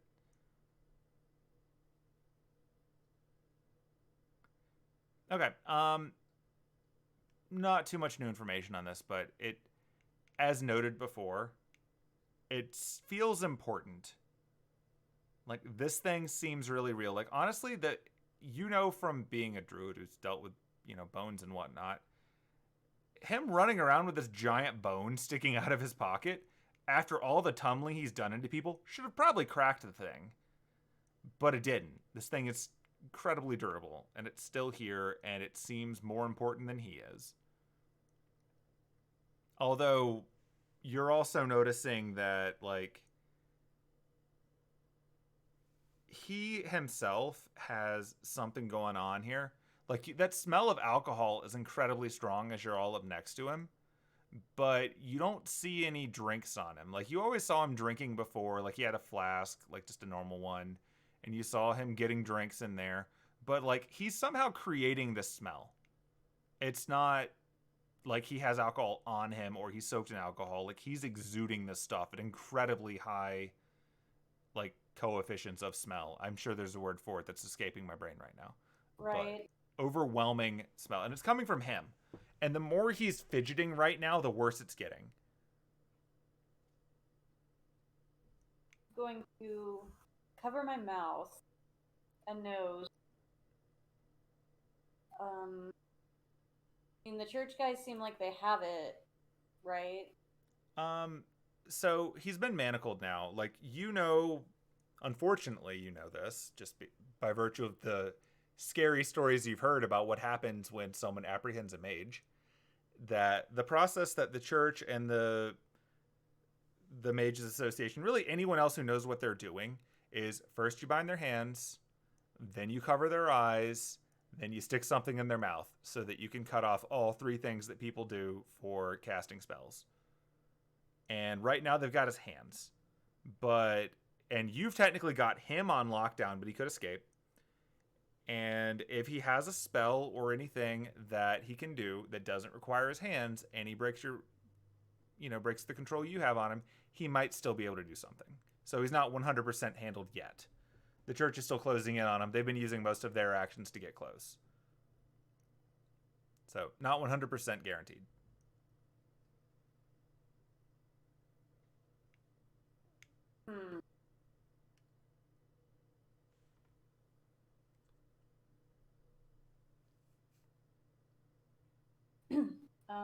I guess I'm gonna try intimidating.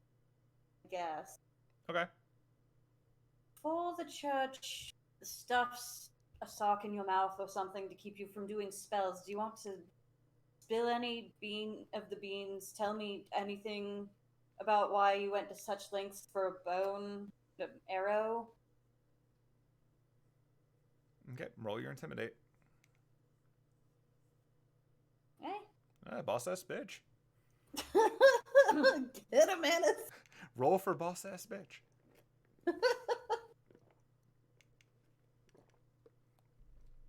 Okay, so it's now going to get to his turn unless you've got anything else you're doing. Well, actually, no, this was his turn. You're reacting to him. Yeah. Never mind. So, yeah, he's going to try to break your grasp on him just because that's the thing he gets to do on his turns, but I'm not optimistic about him. Because this is a wisdom save, right? Yeah. Yeah, his wisdom saves are bad. I'm sure you can tell from everything about the way he lives his life. Yeah. Nope. Rolls a 6. All right. That's not gonna do it. That's not going to do it. He needed to beat a 12, I think. Yeah. Yep, so he didn't get there. So, yeah, he sighs a very boozy sigh.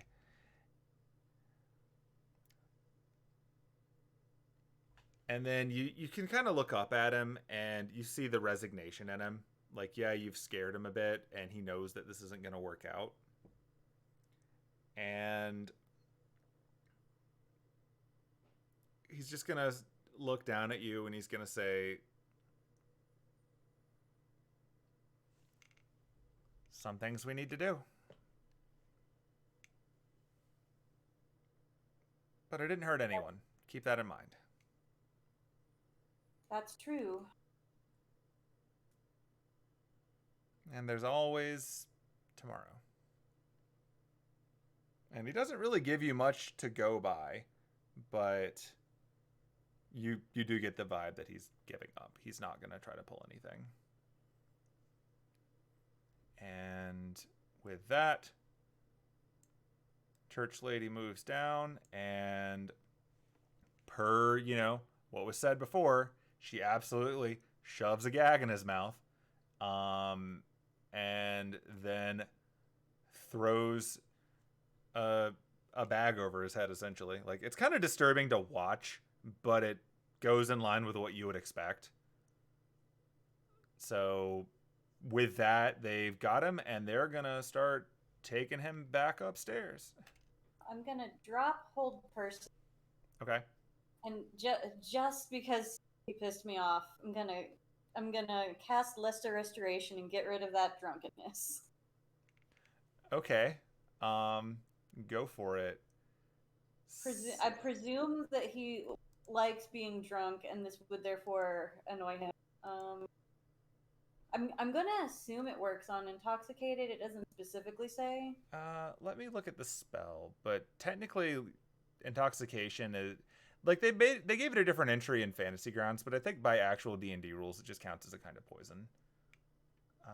Yeah, Because it works mechanically identically to poison. It just goes away a lot easier. Let's see. That's really. I mean, immediately liver damage and all that. Right. Anise, your spell list is so long. I'm sorry. It's because you're a druid, isn't it? It's exactly why. Yep. Between being a druid and having all of the druid wild shapes, you get a lot.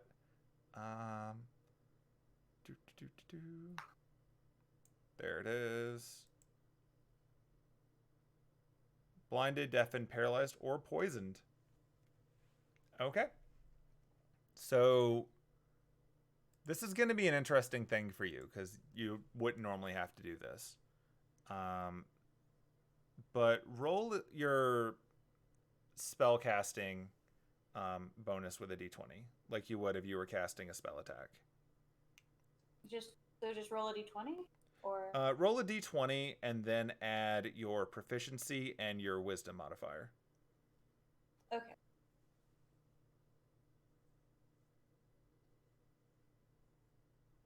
Okay.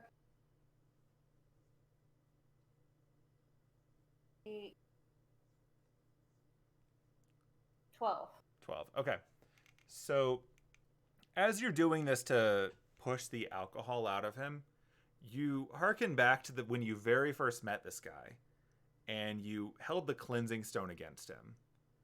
And all of the grime on him seemed to fight back against you trying to get rid of it. And oh yeah. As you're pushing the alcohol out of him, you can actually smell the alcohol in the area immediately around you spike up hard to the point where even though you can't see his face or anything, like all the people around you start like wobbling a little bit. Not to the level that like Katherine and Penelope are. They're not actually drunk. It just catches everyone really off guard, including yourself. There's no save involved, but you get the impression that even though this should have removed the alcohol from his system, his body won. Something about it was stronger than your spell. I'm not going to make you lose the spell slot, just to clarify. Okay. But it resisted somehow. Nothing you've ever heard of does that. This is weird. Not that you can answer or anything, but are you just making alcohol? Is your body just alcohol? So he can't talk, but you actually hear like a bit of a snickering noise from under the mask that you might interpret as a bit of a chuckle. And with that, they're dragging him away.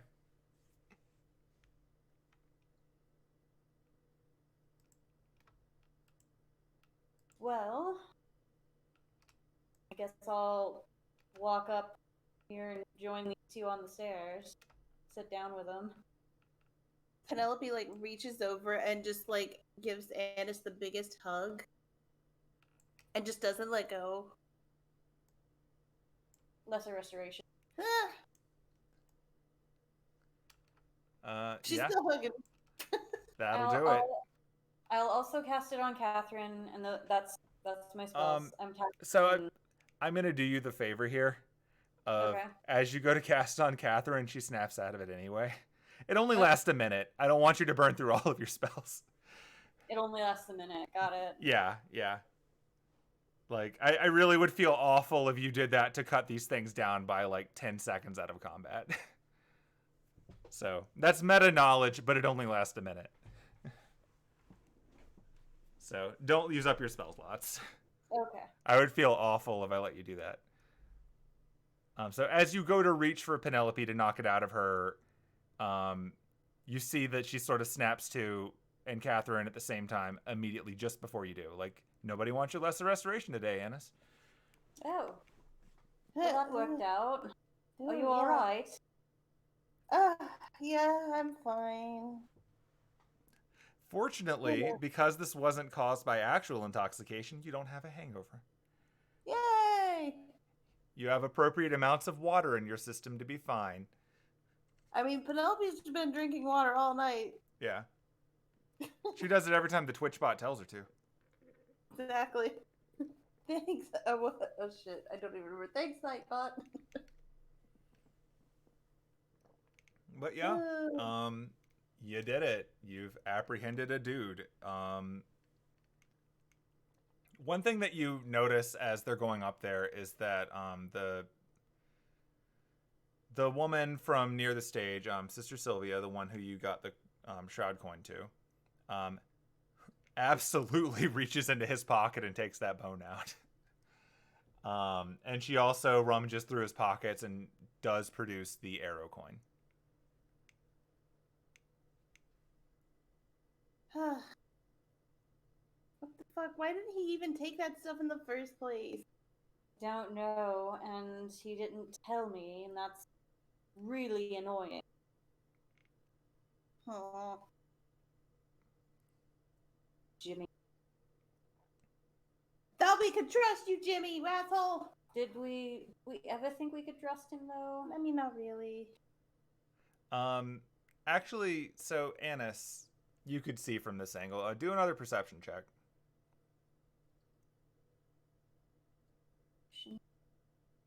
Right. Well, the dice went everywhere. Let's try that again. I did roll a 17 the first. We'll go with the 17. This is not a super critical thing. So she holds up the coin that she pulled off of him, but it's the flask coin, not the arrow coin.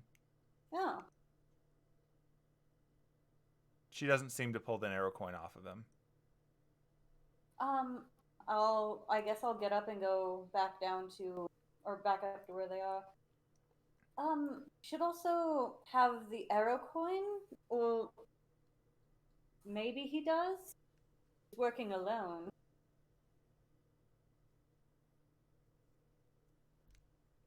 Oh, I'll have to check. Pat him down. And so one of the other sisters walks over and has this unfortunate job. Yeah. You can actually see like her pinching her nose for a second before she does this. And then she like crosses herself and then she pats him up and down and shakes her head. So we found one of the traitors, but no, there were two shapes in the fog. Weren't there? So he's not working alone. Oh no. We'll get it out of him one way or another. Thank you for your assistance, though. It's much appreciated. She sort of looks over in Penelope's direction. I just want to know how he managed to put sleep. I shouldn't be able to be put. And also maybe why he did this, but more just curious about how in the world he was able to do that. There's definitely something going on here. I don't really understand it myself. We're not done yet. That's definitely certain. Quite frankly, I don't think this man's capable of orchestrating this.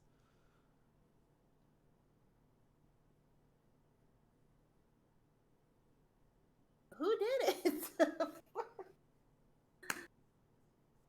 As a recap, though, remember, you chased him through all of this stuff at the beginning because the arrow coin was detected in this direction.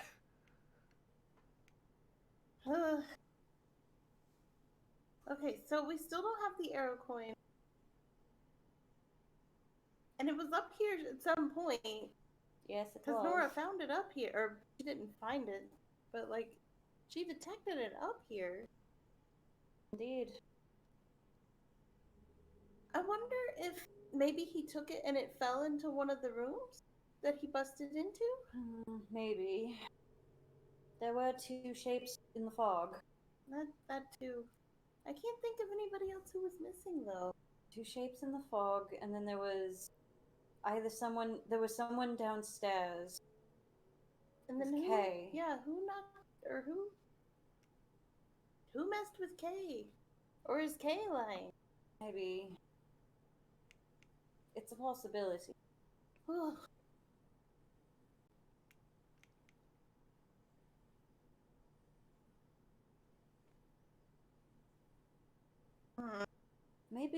Maybe this is all part of the party. Maybe this is all Lupin's doing, and it's just a way for us to pass the time until 5 a.m. when we can get our things and leave. At this point, I wouldn't doubt it. And if it is the case, then I'm a little upset with him right now.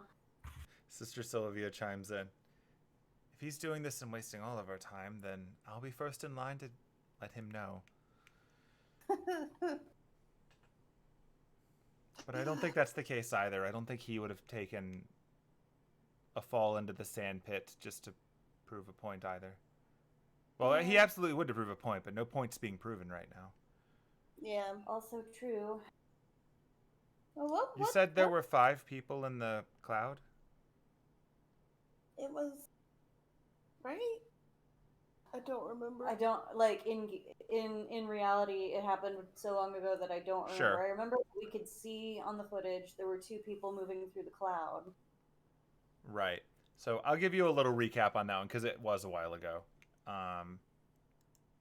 So way back, so the idea was that Hemlock was looking down, and Hemlock had like the best angle on this, and that there was the cloud first, and then a moment after the cloud, the dropping part happened, and Hemlock saw 2 people jump back from the cloud, so they weren't actually in the cloud. Lucretia and the Goliath woman managed to avoid falling and stay out of the cloud. Like, they just succeeded on that. Within the cloud, in terms of moving, as in people who didn't pass out, you're aware that Nora didn't pass out. You're aware that the Dragonborn guy didn't pass out. You know that Crosby didn't pass out. Past them, like, so the 3 of them were moving around. They just were known factors. So then you have a 4th person and a 5th person moving around in the cloud. If there were, in fact, 5. But Hemlock couldn't tell who they were because Hemlock then passed out. Okay, so one of those people had to be Jimmy. So who's number 5? Someone we haven't seen. That has to be it. It has to be somebody we haven't seen yet. There's also, like, the weird random possibility that, like, I noticed something weird on the camera feed. Like, did I tell you about this? I don't remember. I don't. There was a point in the camera feed that, like, when Kay and what's his face were standing in the one display room, where the feed basically cut for a whole minute and then came back. Oh. What? The sister stops for this. Like, I'm gonna drag all of these other people over there because, like, they continued walking with him. She's just stayed back with you. Yeah. Like, he's not privy to all of this conversation. That'd be stupid. He's just off to the right. Anyways, she stayed back with you. You said there was a missing minute?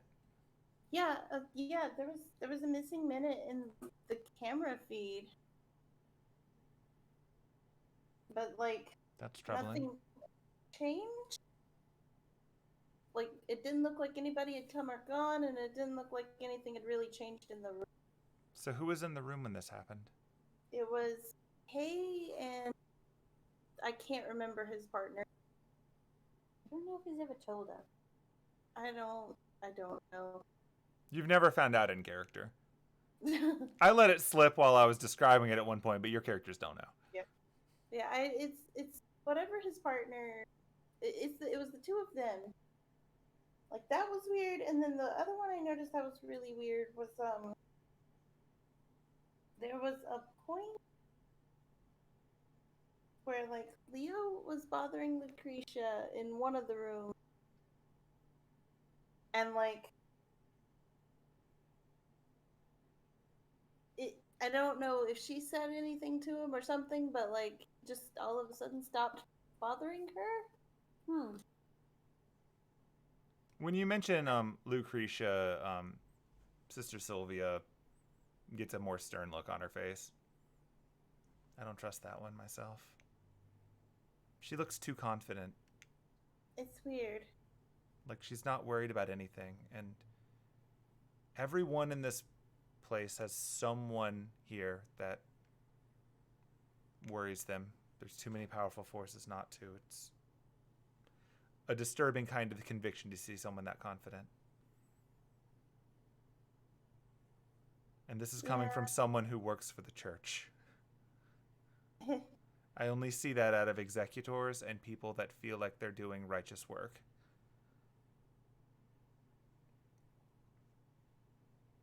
Well, she's not a Pokemon. Sorry. Okay. Retracting that stupid joke. Yeah, and I tried to figure out what her deal was earlier, and I just couldn't figure it out. Like, did something weird during my concert too, and I just can't. I mean, I told you about it. Yes. But I. Whoa. Bizarre. Oh God, what if she did it? What if it was her? What end, though? I don't know. I'm just here to play music and get a kimono in us. I don't know.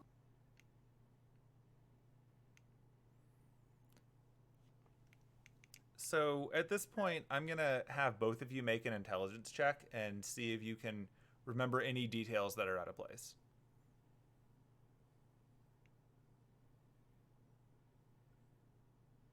A personal intelligence check. I needed to remember where that check was.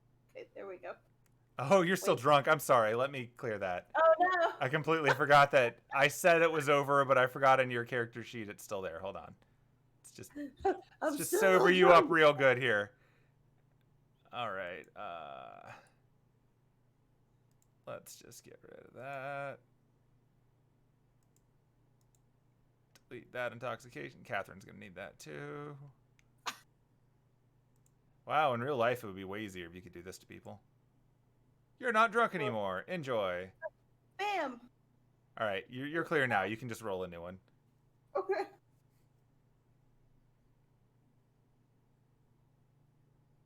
Wow, you cut the difference. Okay. You actually cut the difference between your two original rolls. Hooray. All right.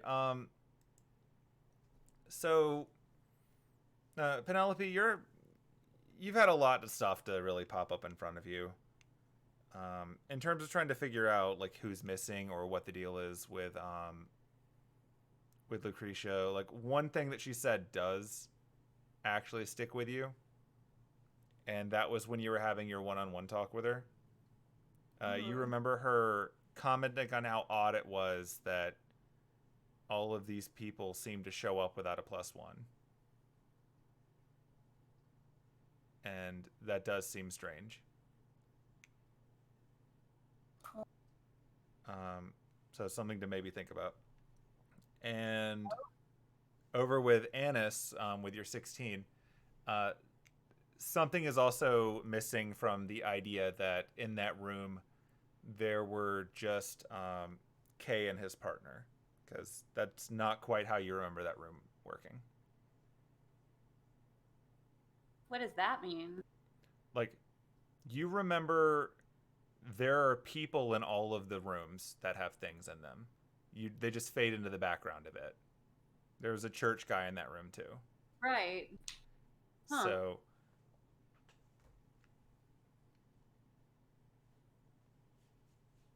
pretty much anything that has happened in this event that's been in any of the rooms that have things have at least one witness.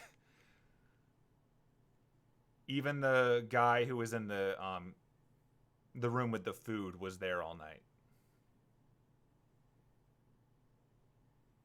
Could we not go ask the guy, the churchman that is in that room that's been there all night, if he noticed anything weird? That's a good idea.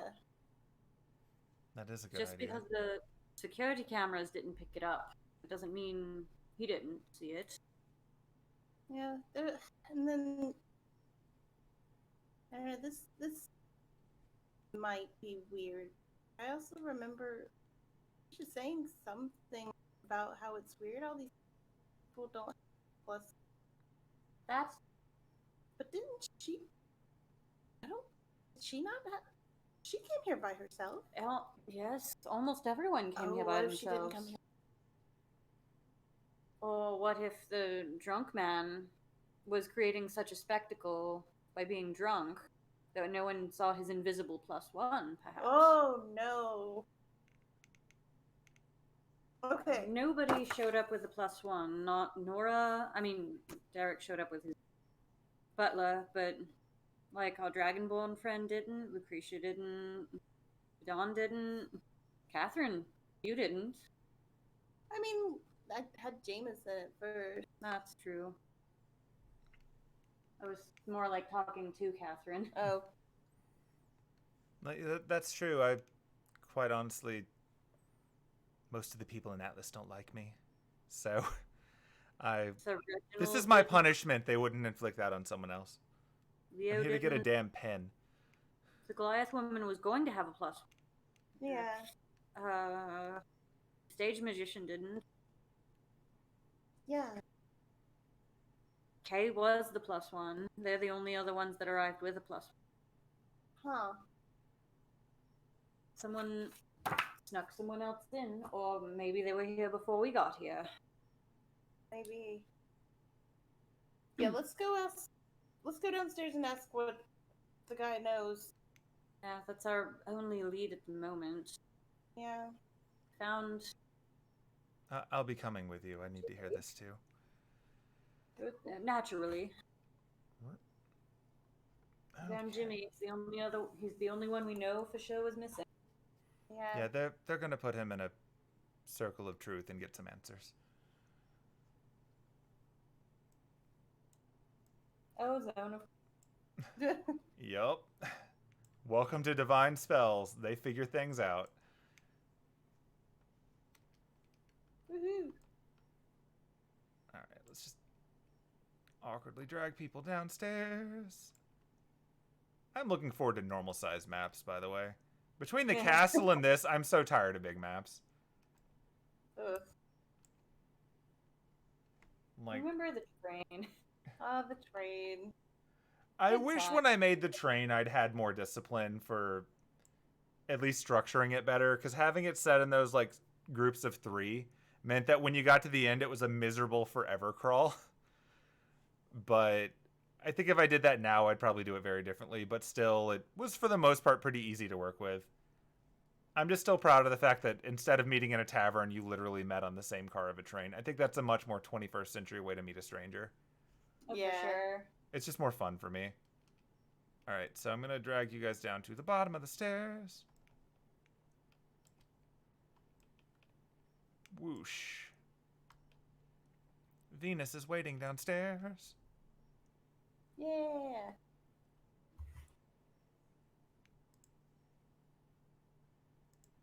Boop, there we go. Everybody here.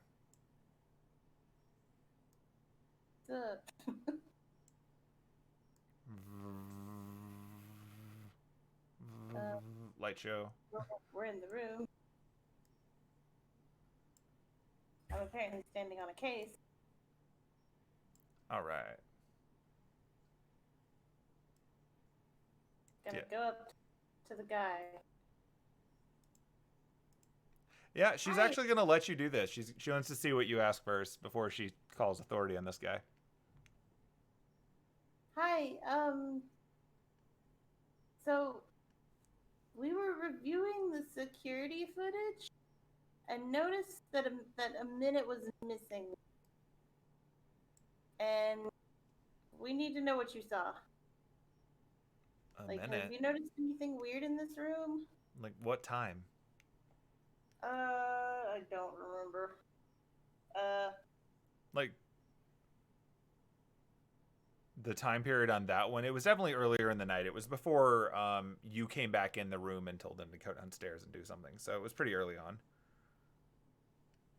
Okay, yeah, so it was earlier in the night. I've been in here for like he sort of looks like he doesn't know why he's answering questions for you, but he sees Sister Sylvie and he continues on. Um, right. So I've been stationed in here since about the beginning of the party, and what I recall are that people walked through once, took a look at the things in here. Um, uh, I seem to recall there being a certain amount of interest in some of these things. That thing over there got a bit of attention, and he points over to the golden fiddle in the case. But just for a minute, yeah. After a little bit, these two guys just sort of stood in here for a while and spoke back and forth in another language. I think it was German. I don't really speak German, but it sounded appropriately consonant heavy. So that's what I'm assuming. And then there was just a little bit where, huh. Yeah, that was the bit where um, the only person who really walked through twice, I think, was actually that lady. That lady? Yeah, the really noble looking one. Oh. She wandered through once just to take a look at things, and then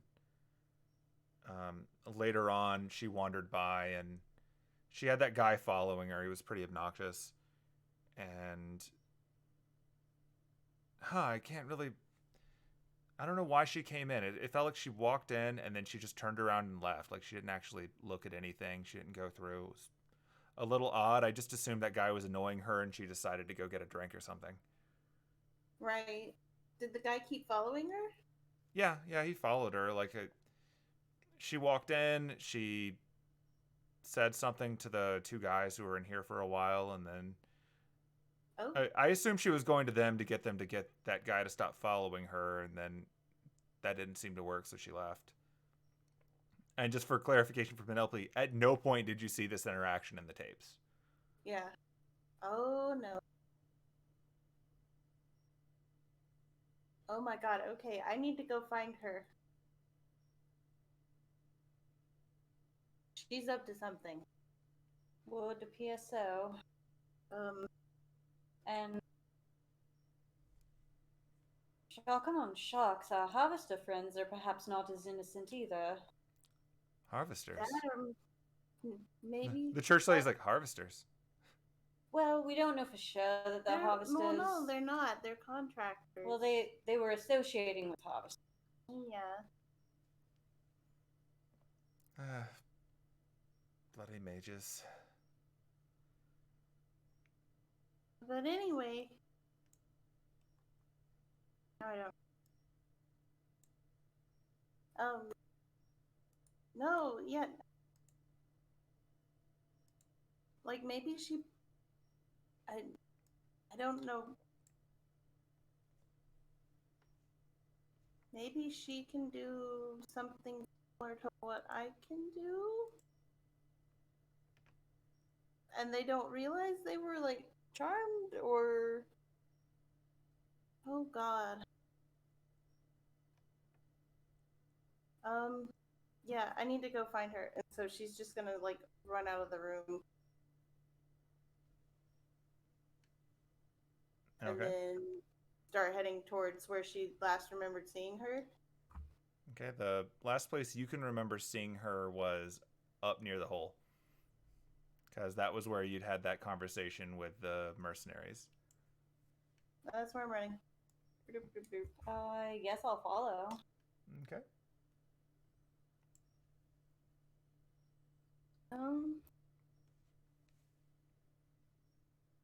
It's not here. Yeah, so when you get up here, I'm going to move these tokens around a little bit to reflect what just happened because they heard a scuffle going on upstairs. So the Goliath lady is actually a little more down in this area. She seemed to have been checking and saw the the church people run off in that direction earlier. Mhm. What happened? We caught the one guy. It was the drunk guy. We still didn't find the arrow coin. We still don't really know what's going on. But did you see where the other mage lady went?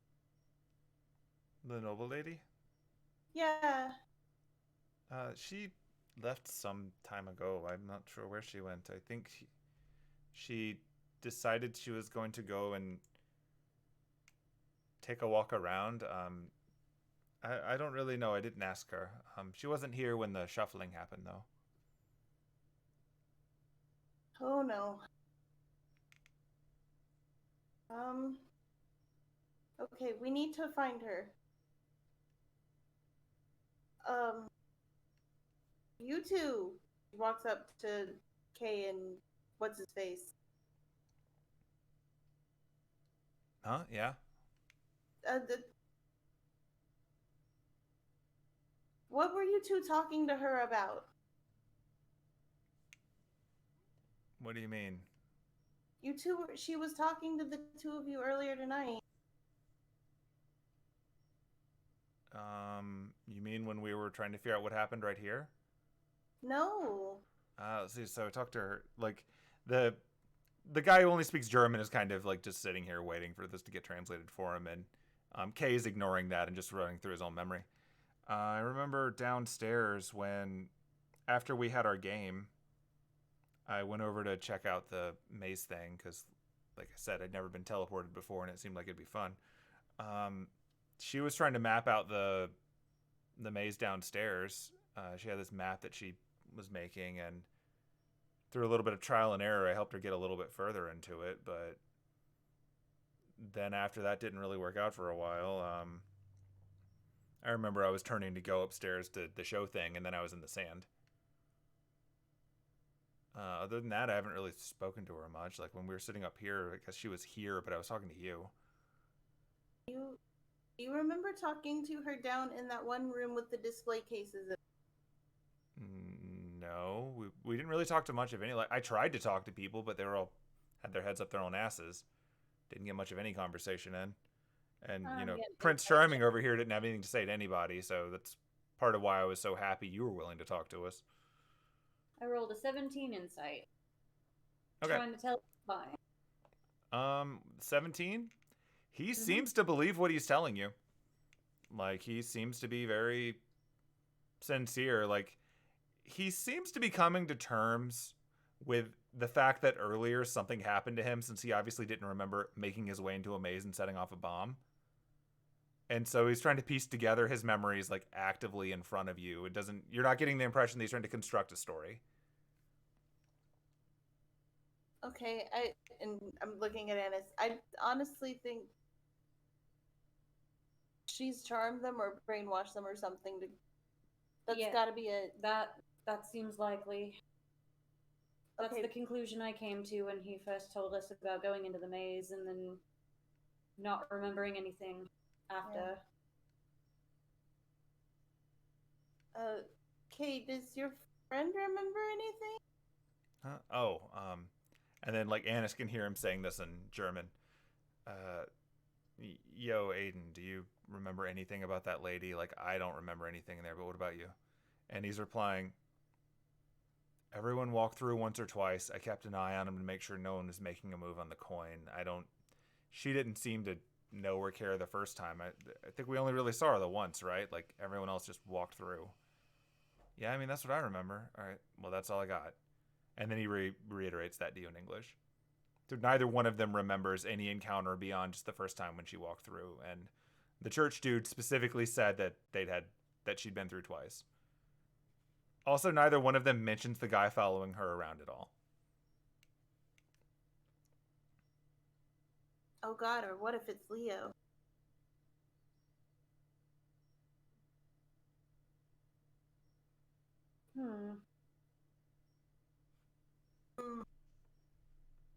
I will say that you did see Leo separately. when it came to... If you're trying to figure out who your extra person is, it's not Leo because you saw him. True. I mean, they could be working together. We've got to find her, and okay, if we find her, if we run into her, I'm just gonna immediately ask her who her +1 is. See if that just catches her off guard enough to find out. So at this point, I'm out of ideas, and it's almost 5 o'clock. Yes. At this point, or well, closer to 4, I guess. I don't know. Yep. She is strong enough to not be charmed by your ability. She is probably too strong to fight, especially with our resources so depleted. Yeah. I know I can't fight anymore. I basically got like, what, 1 or 2 spell slots? Haven't even Maybe. fought all day.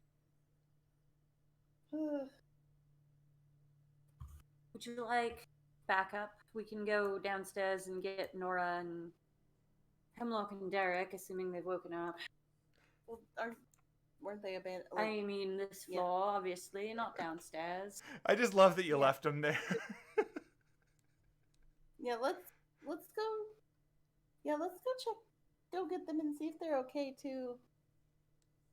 Because the last time I saw them was on Catherine's camera feed, and they were passed the fuck out. Oh, I didn't drag her with you, but Catherine's also there. Sorry. Oh. Yeah, she's also here. It seemed like a smaller, more localized version of whatever the fog cloud was. Yeah. They're probably fine. We should probably go check. Go do that. Okay, so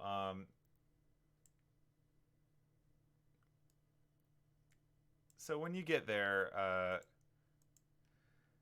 this church dude who was guarding the door is not blocking the door anymore. So when you open the door, you actually see the green Roomba bumping into Derek repeatedly. He's still asleep. Nora is currently seeing to Hemlock and make sure Hemlock's okay. Oh, hi everyone. Did we get him? I had an unexpected nap there. We got one person. She's going to go over to Hemlock first. Not ignoring Derek necessarily, but... Sure. Hemlock is fine. Hemlock seems well rested to have only been out for a few minutes. But... Yep, Bird is fine. Really have any way of... Wait.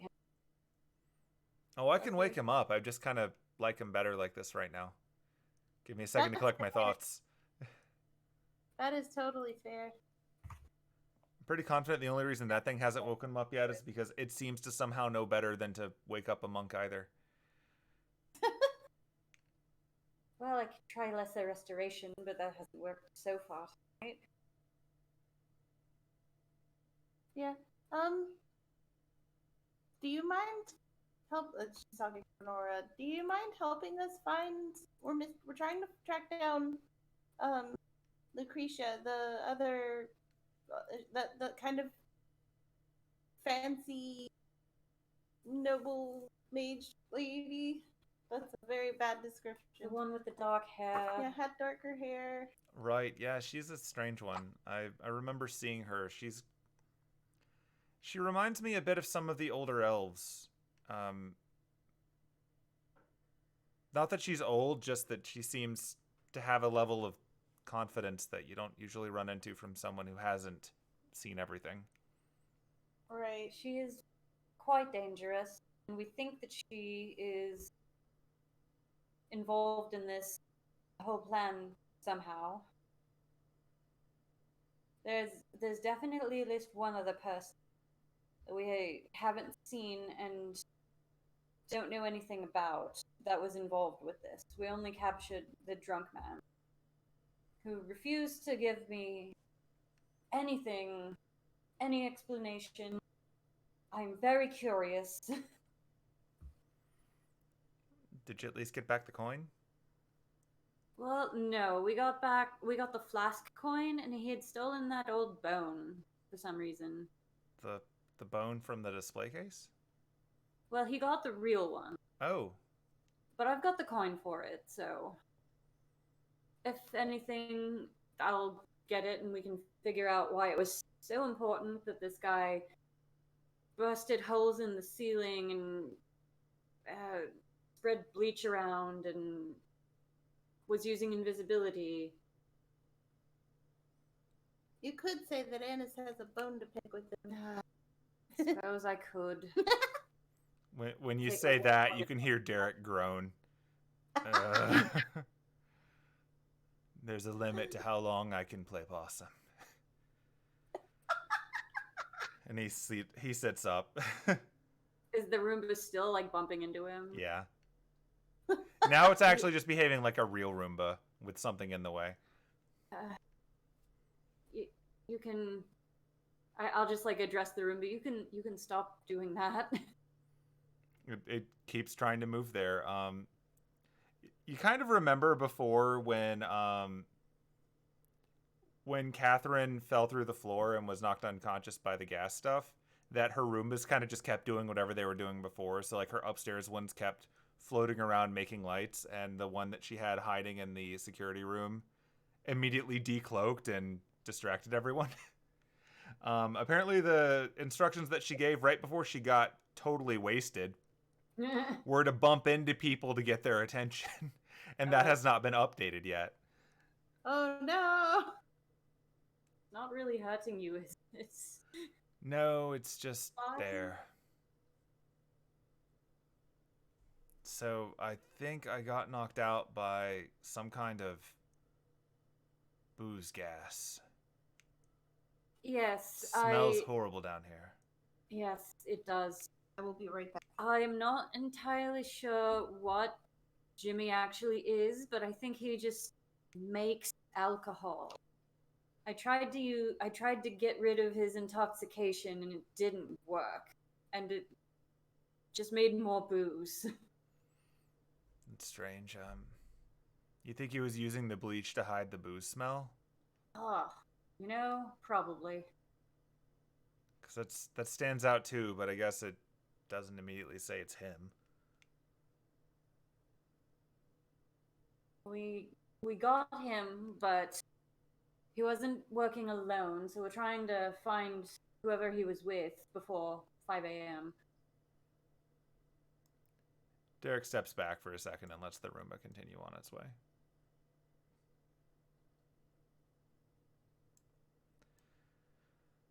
Right.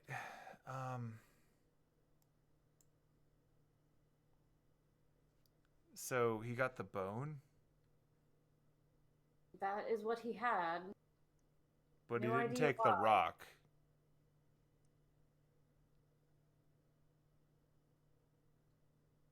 Oh, Lauren has stepped out. Yeah.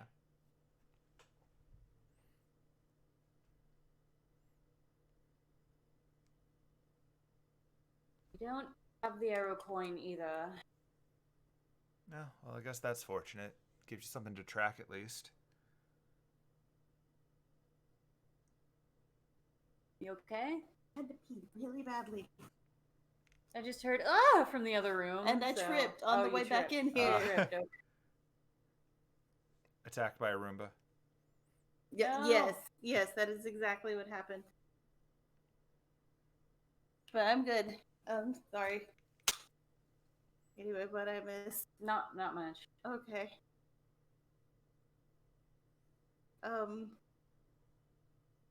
What are we doing?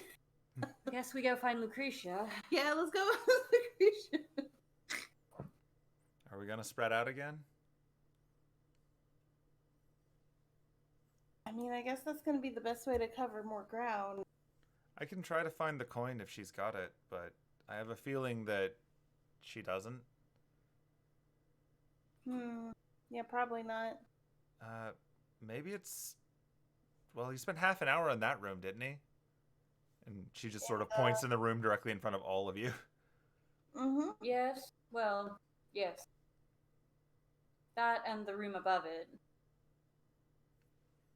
I looked around in that pretty thoroughly and didn't see anything. Certainly not the coin.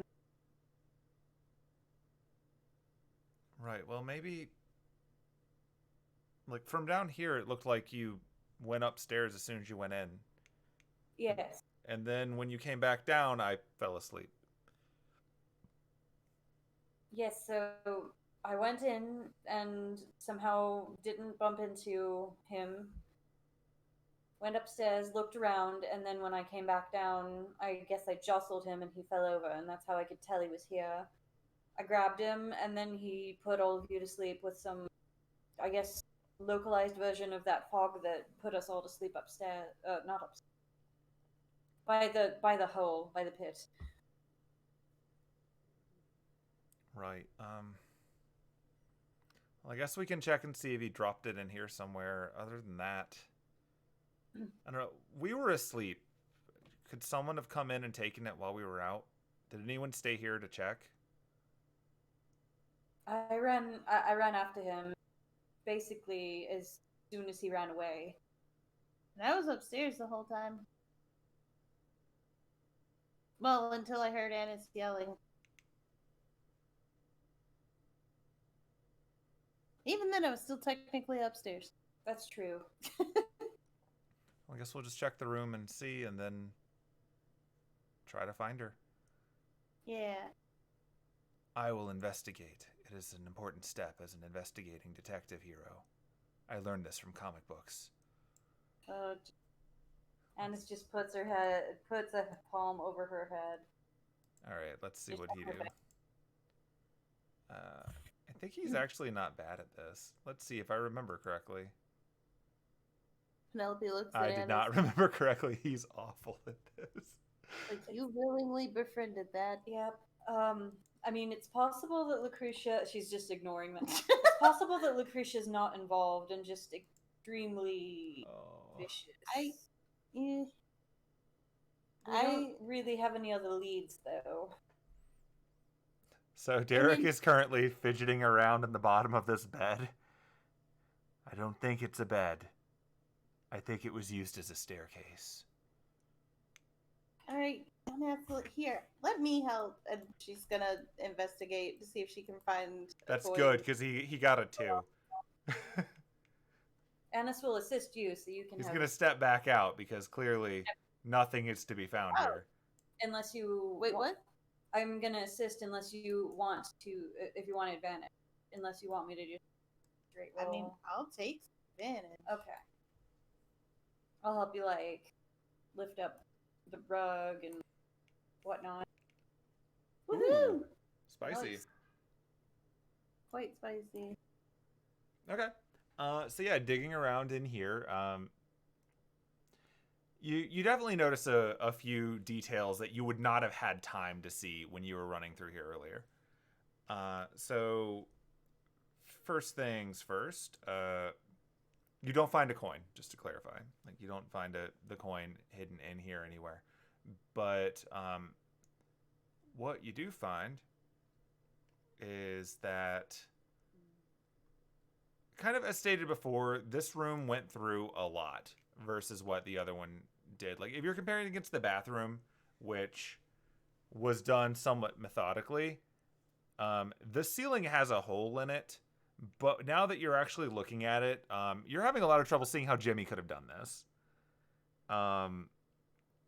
Like, as you understood it, Jimmy seemed to mostly be focusing on getting away. And anyone who can tear a hole through the ceiling would not have had a lot of trouble getting past a halfling on the stairs. True. If that was his goal.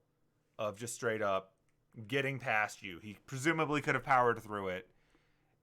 Even if it was hard. Like, he could have done it. So first things first, either Jimmy is way stronger than he lets on, or there was something else going on here. Second, you notice that, and I'm just counting both of the rooms as part of this investigation. So looking around upstairs, that weird gauzy stuff that was wrapped around the bone, presumably before, the material itself is very old, and it actually reminds you of the kind of stuff that you've seen in other museum type places that is used to protect artifacts, from time. Penelope in particular having traveled around a fair bit, and Anise and part of her assistance list, you've both been to museums before. Like, it's a thing that people do, especially in Europe. And this is giving you similar vibes, actually, to the kind of stuff that you saw, that shroud in the other room. The material looks very similar. For lack of a nicer way of saying it, looks like really old European artifact. The gauzy stuff in and of itself. Like, it doesn't feel like the stuff itself is important, but it definitely dates this thing to being incredibly old and well maintained. I don't know if either of your characters would have been to old churches, given what the church is. Yep. But you've seen enough in popular culture and read books and whatnot, and like you just literally saw a shroud in the other room, to know that this sort of strikes you as the kind of thing that old holy relics were wrapped in.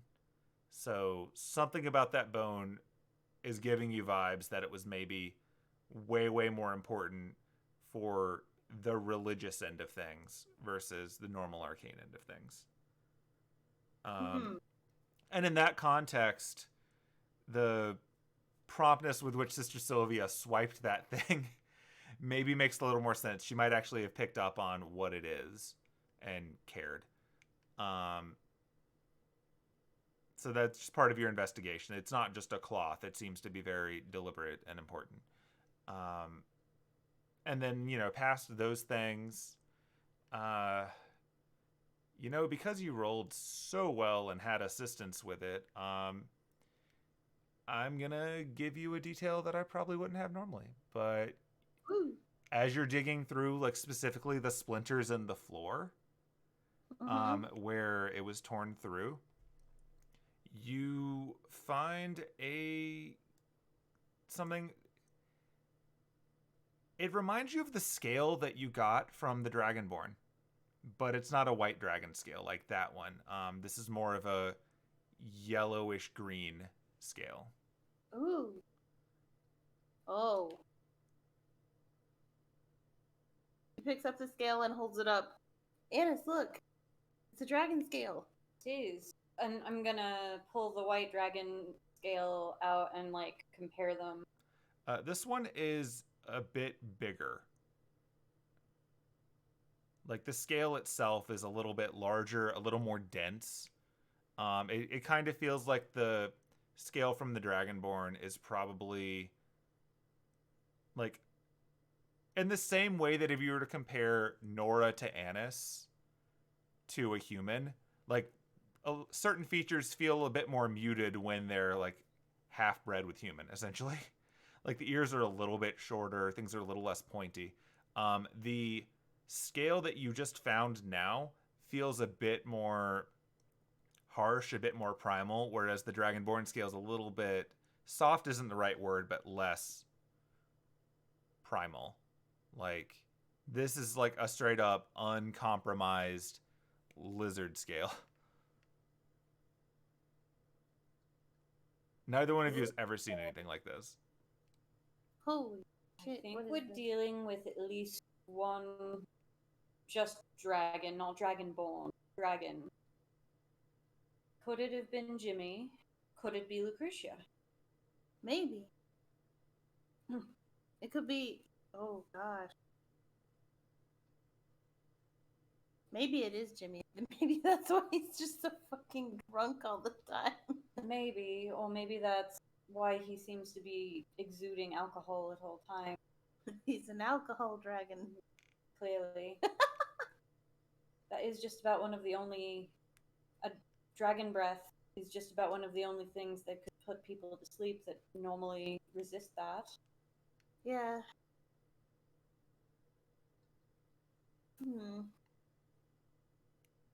Okay, yeah, we gotta find the... Yeah.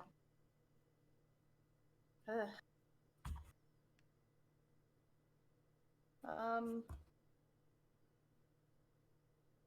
Ooh. So now we're dealing with a potential actual dragon.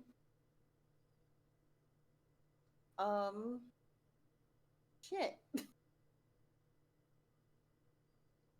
Means that either a Lupin stole from a dragon, Which or a dragon got wind of things in the collection that it wanted, decided to take them, and rather than doing it the proper way, did what they just wanted. did what they wanted.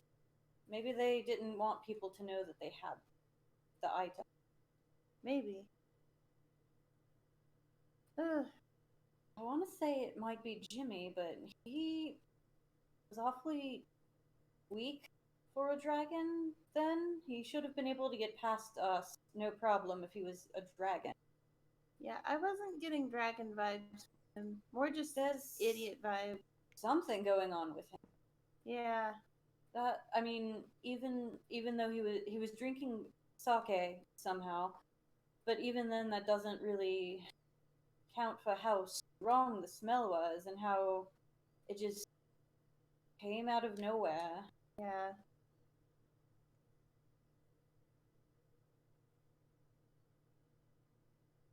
Fucking weird. Okay. Whew. Something weird about him, but I don't think he's all dragon. No. I think all dragon is either Lucretia or her +1. Maybe. Yeah. Are you saying all this stuff loud enough for the people in the hall to hear you? Yeah. Okay. I didn't want to assume, so I just wanted to make sure. Think there's a dragon? There might be. I should ignore the scale. More, Oh shit, that looks like a dragon scale. Explanation.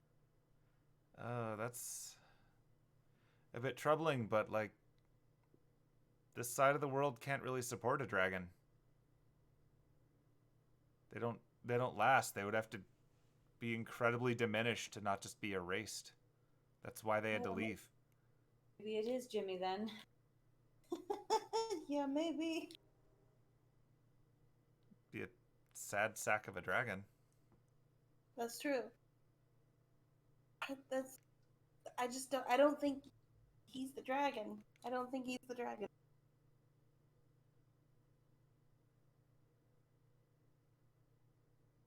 I suppose so maybe now- they'll find out when they like where is he right now? The church has him. Yeah. Oh, hope for his sake he's not a dragon then. Mm. Oh, that might be bad. Well, But like, for either of their sakes. If he's actually a dragon, then they might have a hard time getting answers out of him. But also, if he's a sufficiently angry dragon with nothing to lose, then I'm going to stay on the side of the building. that's fair.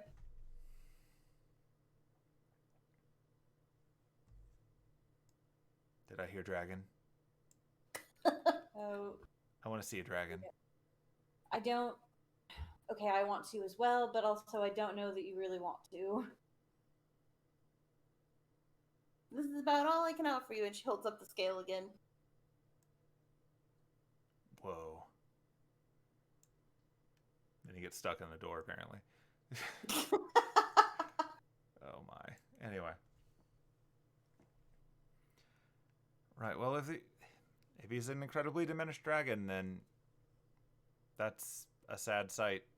They're among the biggest and most powerful things, progenitors of lines of dragonborn, and yet that's a mess. Yeah. That is a mess. Ugh. All right. Well. Also, I'm not really sure what he would want with an arrow. Yeah. The bone. Yeah. The arrow in the bone. Like, none of this makes sense. Does anyone know what kind of bone it is? Old? Yes. Ella was able to. That it was very old. I mean, I've got the coin for it, like I said. So once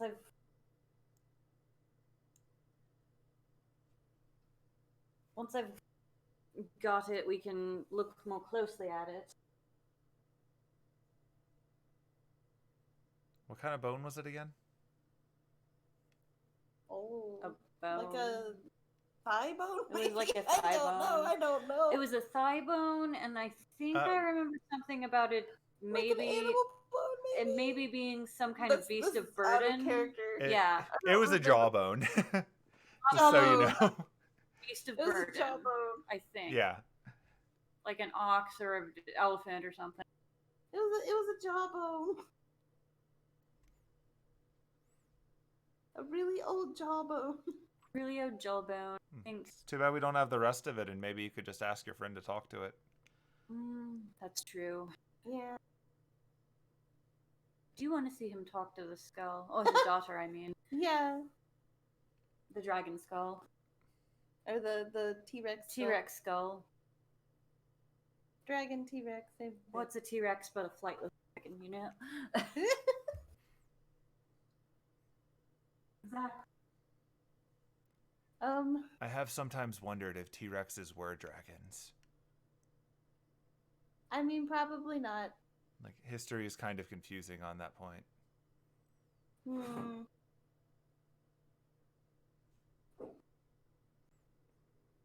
And may we never delve into how Type Moon history works. The end. Oh, God. That is a mess. Yeah. And then the 3D printer in the moon made this lady, and she came to the planet to learn that she really likes horses, and thus Genghis Khan. No. Penelope's gonna step out of the room. We didn't find the coin. Yeah, we found didn't. the scale bit. Yeah. No, now we know Attila what the to do. Hun. I'm saying that because someone on the internet will find this in 5 years and go, "You're wrong." No, I know it's Attila the Hun. Moving on. I fear future comment sections. Right. Maybe she's downstairs. Well, we've got about an hour to find her.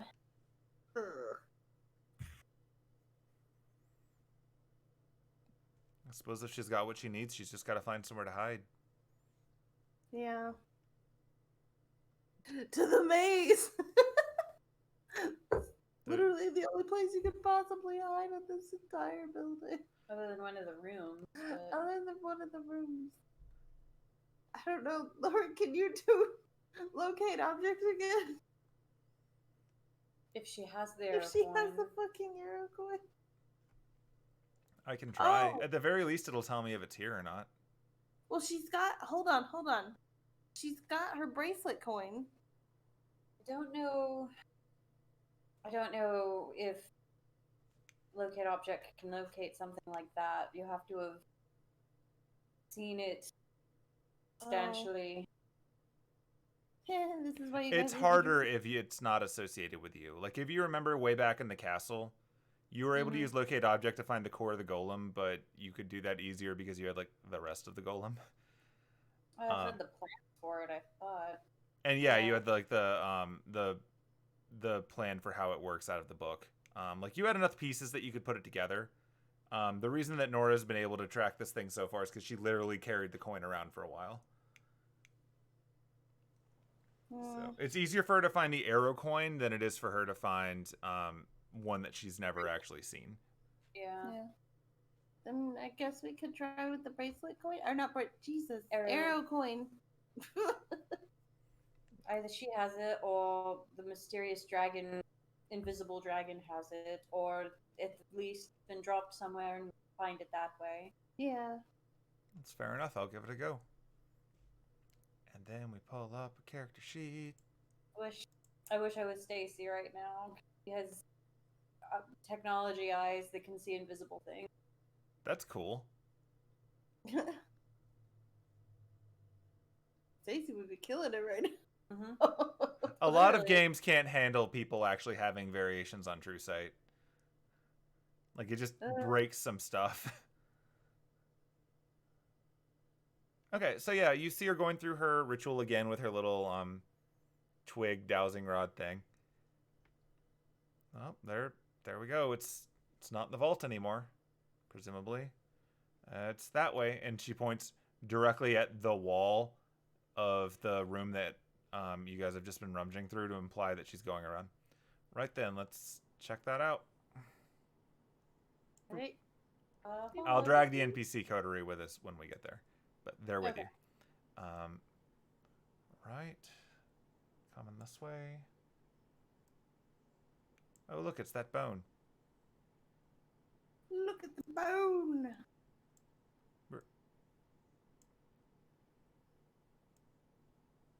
All right. Boop, boop. Wandering out here.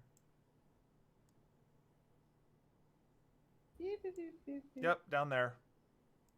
Down in the hole? Seems to be in the hole. Hmm. Or I guess in the maze. That's going to be a doozy. I'm gonna jump in the hole. I don't see why not at this point. I mean, you land in the sand pit. Yeah. You've reached the point in RPGs where you choose to jump off of buildings instead of find the stairs because you have enough HP. It's also faster. Yeah, alright. Fast travel. Whee! Boom! You absolutely land in the sand. Sweet. Boop. Boop. Admittedly, the two of you are less annoyed by the sand than others. She just hops down with you. Bloop. She doesn't really seem to... She laughs. Oh, are you bringing Hemlock with you or not? I'm leaving Hemlock upstairs. I'm telling him to patrol around. Okay, then Hemlock and Derek are going to go on patrol duty. They have their own spin-off on NBC. Monk and Crow, LLC. Oh my god. Don't know why LLC. Private Eye. Oh no. One of them has the brain of a bird. The other is a bird. Together, they fight crime. Oh no. Oh my. Boop. Hey, look, there's still a crowd of NPCs down here just waiting for their time. Leo's still just sitting in this. Do what? Is Leo still sitting in the sand dejectedly? No, he eventually got out of the sand. Good. He's just Good. suffering from the fact that with this many NPCs, I stopped moving them around until you need them. Like, technically, they're not exactly in the same place they were last time. They're getting up and they're wandering around a little bit. But it's like the thing where NPCs stay in a room as long as they're needed, even if they pace in the room. Yeah. I really wish Fantasy Grounds would let me just program a path in and they could just start walking around and eating even more of my RAM. I mean, that part wouldn't be cool. Yeah. But would be neat. Okay, yeah, though, you hop down, and when you do, Nora pulls out the twig some more, and it is definitely pointing toward the maze. alright, let's go! Woo! I assume I'm cleansing stone. Just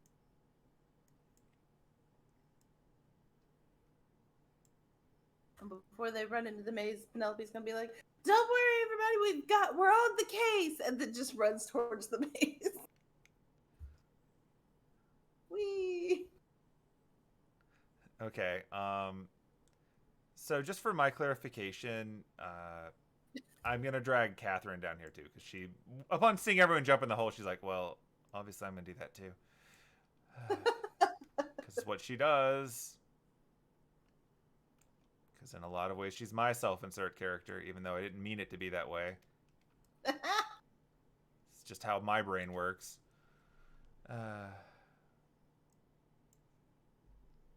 Okay, so yeah, it is still a maze of darkness. everyone hold hands like it's kindergarten. Alright, go hold your hands. All right, so I'm afraid that once we walk in there, it's just going to point me in a direction. It's not going to tell me where the walls are that kick us back out.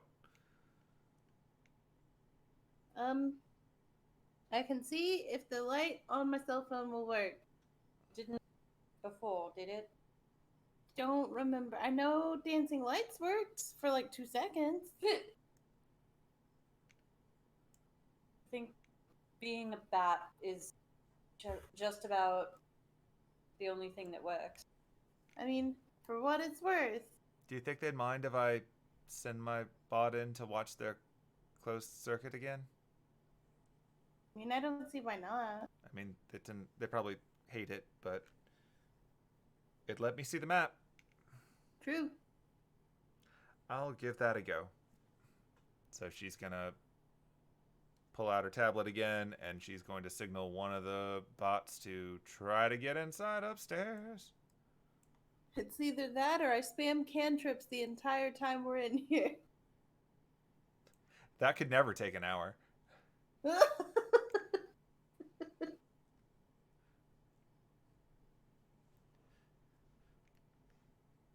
Honestly, between you and me, I don't think they quite realize that I know how to open their security doors yet. Which is true, because she did.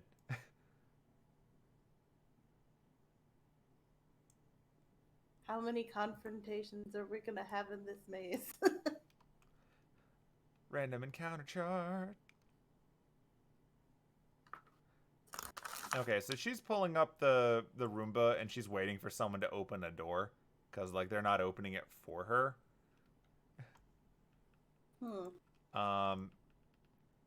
Fortunately, about this point,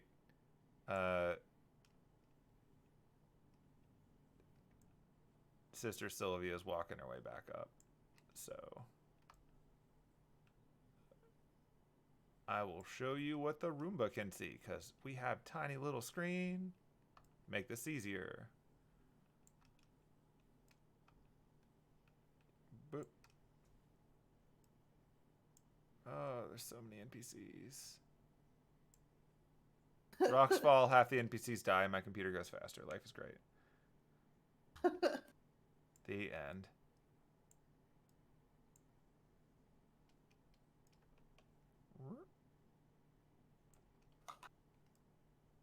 Okay, so we're going to cut over to, which one are you? Mercury View. Which I don't know if the two of you can see. Mercury, welcome to the team. You are now part of the party vision. Woo, party vision. Let's sync up that view. Can you guys see that? No. Is it just darkness for you? It's just darkness. Yep. All right. Add you to party vision again. Do what we can. It's so weird when Merlin can see it and the two of you can't. I can see through Hemlock. Well, that's good. That's weird. Yeah, I added Hemlock to the party so that you wouldn't have to deal with the weird token problem anymore. So hopefully that should work. But it's weird that you can't see through the robot since it's part of the party now. All right, well, I'm just going to tell you what's happening. And the people watching at home can see it, I guess. It's not really that exciting visually. So from the perspective of the blue little robot, it sees... It's been sort of camping outside that door. The one that is next to the overlook of the floor with the giant hole that leads down to where you're about to go. And Sister Sylvia walks back up after having talked to her guy downstairs. And she's actually walking past the entrance to the security room where the bot was trying to go. Uh-huh. And she's instead walking to the area immediately above the what was the green room for us on the middle floor. Right. Which is also locked. And when she does that, she walks down and opens that door. And when she does that, Katherine programs the bot to fly over. Invisible, like it's cloaking. And take a look, and you can see her walk, like Sister Sylvia walking into the room with her, like, you know, entourage of church people surrounding the, you know, gagged, bound, everything covering him up, Jimmy. And when she walks in there, the bot, because Katherine is nosy as hell, has the bot fly in behind them and sort of float up on a shelf. And you can't hear what they're saying because of all the reasons said before. Like, it can't broadcast sound, but it's definitely broadcasting video feed. And so she walks over to him, and since he's all bound and everything, she pulls the little hood off his face, and he's got a blindfold has been placed over his eyes, so he can't see. He's got a gag in his mouth so he can't talk. His hands are still bound together.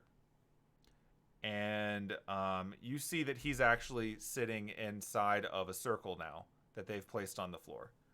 And I don't think any of you have actually seen Zone of Truth, but you could tell from context before that that's what's happening, and they're starting to ask him questions. Unfortunately, the Roomba can't hear the answers, but it's becoming increasingly clear that the sister is getting upset with him. Like he's dodging answers instead of answering them, presumably. And finally, what you can actually see is the Roomba can see this pretty well. Like it's zoomed in close on Jimmy's face. And he is starting to shift a little bit in his seat. Like he's getting a little bit bigger than he was a second ago. But as soon as he starts getting even slightly bigger, one of the nurses sort of smacks him. And when she smacks him, you can see a bright flash, and then he sort of crinkles back down into little Jimmy, so to speak. Like, you're very much seeing that he's capable of so much more than what he did when he was trying to escape from you. So there's something else going on here. And at that point, they put the bag back over his head. She walks out. She goes back over to the security room, and the bot follows her into the security room, where it can then pull up the map, and you can see the inside of the maze on the map.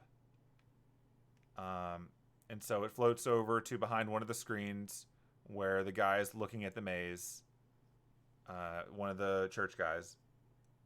And from the robot, you can see that this guy, this stands out a little bit more to Penelope than Anise. This is the guy that was right next to you when you were checking the room before, when you were pretending. Yeah. He's typing away at normal speed using all of his fingers.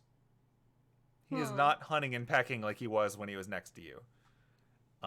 He seems to be fully capable of using a computer properly, but every time someone looks at him, he reverts back into looking like he doesn't know what the hell he's doing. And you can see that from what he's doing there, actually, this is something that you can roll a perception check for. Specifically Penelope, but Anise can assist because you're looking to. So Penelope, roll with advantage, assuming Anise is willing to help you. Sure. Cool. Still in hemlock vision for some. Advantage is good. Yeah, so you can see that the guy who's sitting there at the computer desk is he looks like he's just keeping an eye on the feeds, so to speak. But if you're paying attention to like the things he's actually doing with his hands, he's redirecting feeds up to the big screen that have nothing on them, and he's actively avoiding showing anything to do with the maze. Weird. Like he's expressly not. Like he cycles up the maze once in a while, just in the moment while you're here. But the stuff that he's cycling up isn't right. Like you can tell from your perception check that that's not current footage of the inside of the maze because it's not damaged. He's essentially faking them out as to what is going on with the maze. Oh, that's weird. The maze in the feeds there don't match. That's not. The guy in there's doing something. Like that's old. That's got to be old footage because that's the maze and it's completely in. I can't remember if we said it out loud at any point, but if it was like during the actual, or if it was us outside of the game discussing. But at one point we did say something about it maybe being an inside job You absolutely said that in the game. Yeah. Yeah. You were considering the possibility that it was an inside job because whoever did this had to know what the rules were in advance in order to plan around them. I think that might be our man on the inside. And definitely think Jimmy is our dragon. Yep. I mean, he has to be. He made that. I saw him make that fog that knocked out Nora and Derek. Gotta be it. But he'll allow himself to get captured. No. Should have been able to get past. Yeah. More powerful than he lets.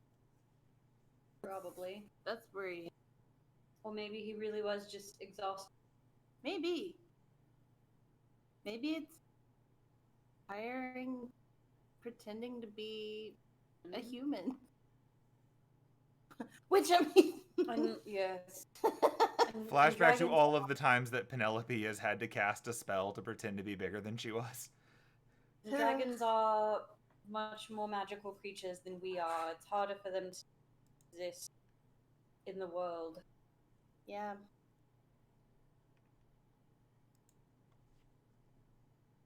Feel a little bad for him, but only a little. Only the tiniest bit. I really have to wonder about what the motive is behind all this. Because depending on the motive, they could have easily persuaded us to aid them, or maybe it's something so abhorrent that we would have stopped them. Who knows? In any case, let's go through this maze and see what we can.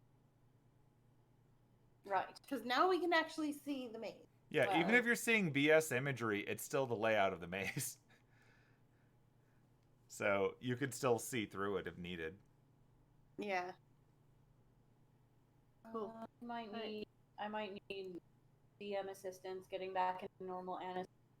I think this is probably our pausing point anyway. Okay. So we can get that sorted out for next time, but you've got sufficient mystery and direction that I think, unless something weird happens, I think the next session actually is going to take us to 5 a.m. Probably. So this is probably the good pausing point. Woo. I think we about hit the 3-hour mark anyway. So yeah. Complex mysteries. Ugh. Just so much.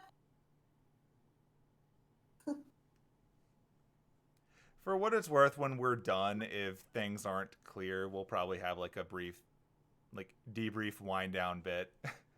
Because I feel like if we were playing this closer together, some of these things would track a lot better. Mm-hmm. But putting so much time in between them, and then the session's running so long, is I think making some things harder than they necessarily need to be. Yeah. You're also picking up on a lot of stuff I didn't think you were going to figure out. I didn't think you were going to figure out that he had some weird dragony stuff going on. But yeah. We got Dargans. You gotta watch out for that. It's been like, well, not our problem. Let's go play pool until 5 a.m. Which you could do. Just absolutely an option. We're in it now. If Anise doesn't find out what the hell's going on, she's gonna choke somebody. Oh no, Penelope's standing the closest to her right now. Don't strangle me, please. Look, Anise has only made 3 grapple checks tonight. She's got more in her. Oh no. Gonna lesser restore somebody. If I have to lesser restore their face to my kneecap or the ground, I want to do some violence. Alright, fight me. I'm rolling a d20. Let's go. I rolled a 20. You almost hit a 20 as well. Oh, dice are fun. All right, well, yeah, I think that's our good pausing point for this go. So hopefully next week or whatever we figure out the timing for will get us through the rest of the hour. answer most of the questions, hopefully. And then Yep. we can wind down and move into the next part of the story when it's not going to be in a mansion. Yeehaw. Hooray. Maybe you can go check in on all those other NPCs that you haven't talked to in a while. God. It's been like 3 months since you talked to Kwaku. I miss We Kwaku. called him from the hotel, didn't we? Yeah. You did. It's just an acknowledgement of how long you've been in here. That's Yeah. true. I was gonna say it's for them. It's been like maybe 24 hours since they've talked to Kwaku, Yeah. but for us, it's been like 3 months. And Yeah. I'm like, no, this is the longest fucking day. Yeah, you've spent more time doing this than you did fighting the tree, I think. Yeah. The mansion was the true tree all along. We took the tree out in like 8 seconds or something. Yeah, Ridiculous. You spent a lot of time dismantling the power structure of the tree. That's true. Like, to keep in mind, you spent like 4 sessions nerfing the tree so that you could kill it. Yeah. Oh, But goodness. yeah, for frame of reference, so you spent 2 episodes on a train, 1 episode at the saloon. Yep. Then you spent episodes 4 through 9 in the woods until you eventually fought the tree, including like the weird flashback dream episode. Then you spent 5 episodes, like 10 through 14, doing exploring the castle, setting up the next things, doing your in-between events, going shopping in Germany, doing all of that. So that was through 14. 15 was when you got to Paris, and this was 26. Whew. So, like, nearly half the game has been here, and you've been in Lupin's place since 18. Yeah, I was about to say, I know we didn't just skip straight to Lupin. We No. did other things first. This is the 9th episode since you've gotten to this map. Whew. So Yeah, I was about to say, I feel like we've been in this mansion for a while. you have. You absolutely have. You've been here long enough that you're going to be able to say that you have such an incredibly short in-universe turnaround for leveling up, but level 5 awaits, and with it, all of the cool stuff you get. Ugh. Even more spells for Anise's spell list. Oh, good. That's just what I need. You're like, you're right, I could scroll in only 15 mouse wheels. Let's take care of that. All right, well, Yeah. thanks everybody for sticking it out. We will resume at some point, probably in a week or so. Woo! And fun will be had. Yay. Yeah.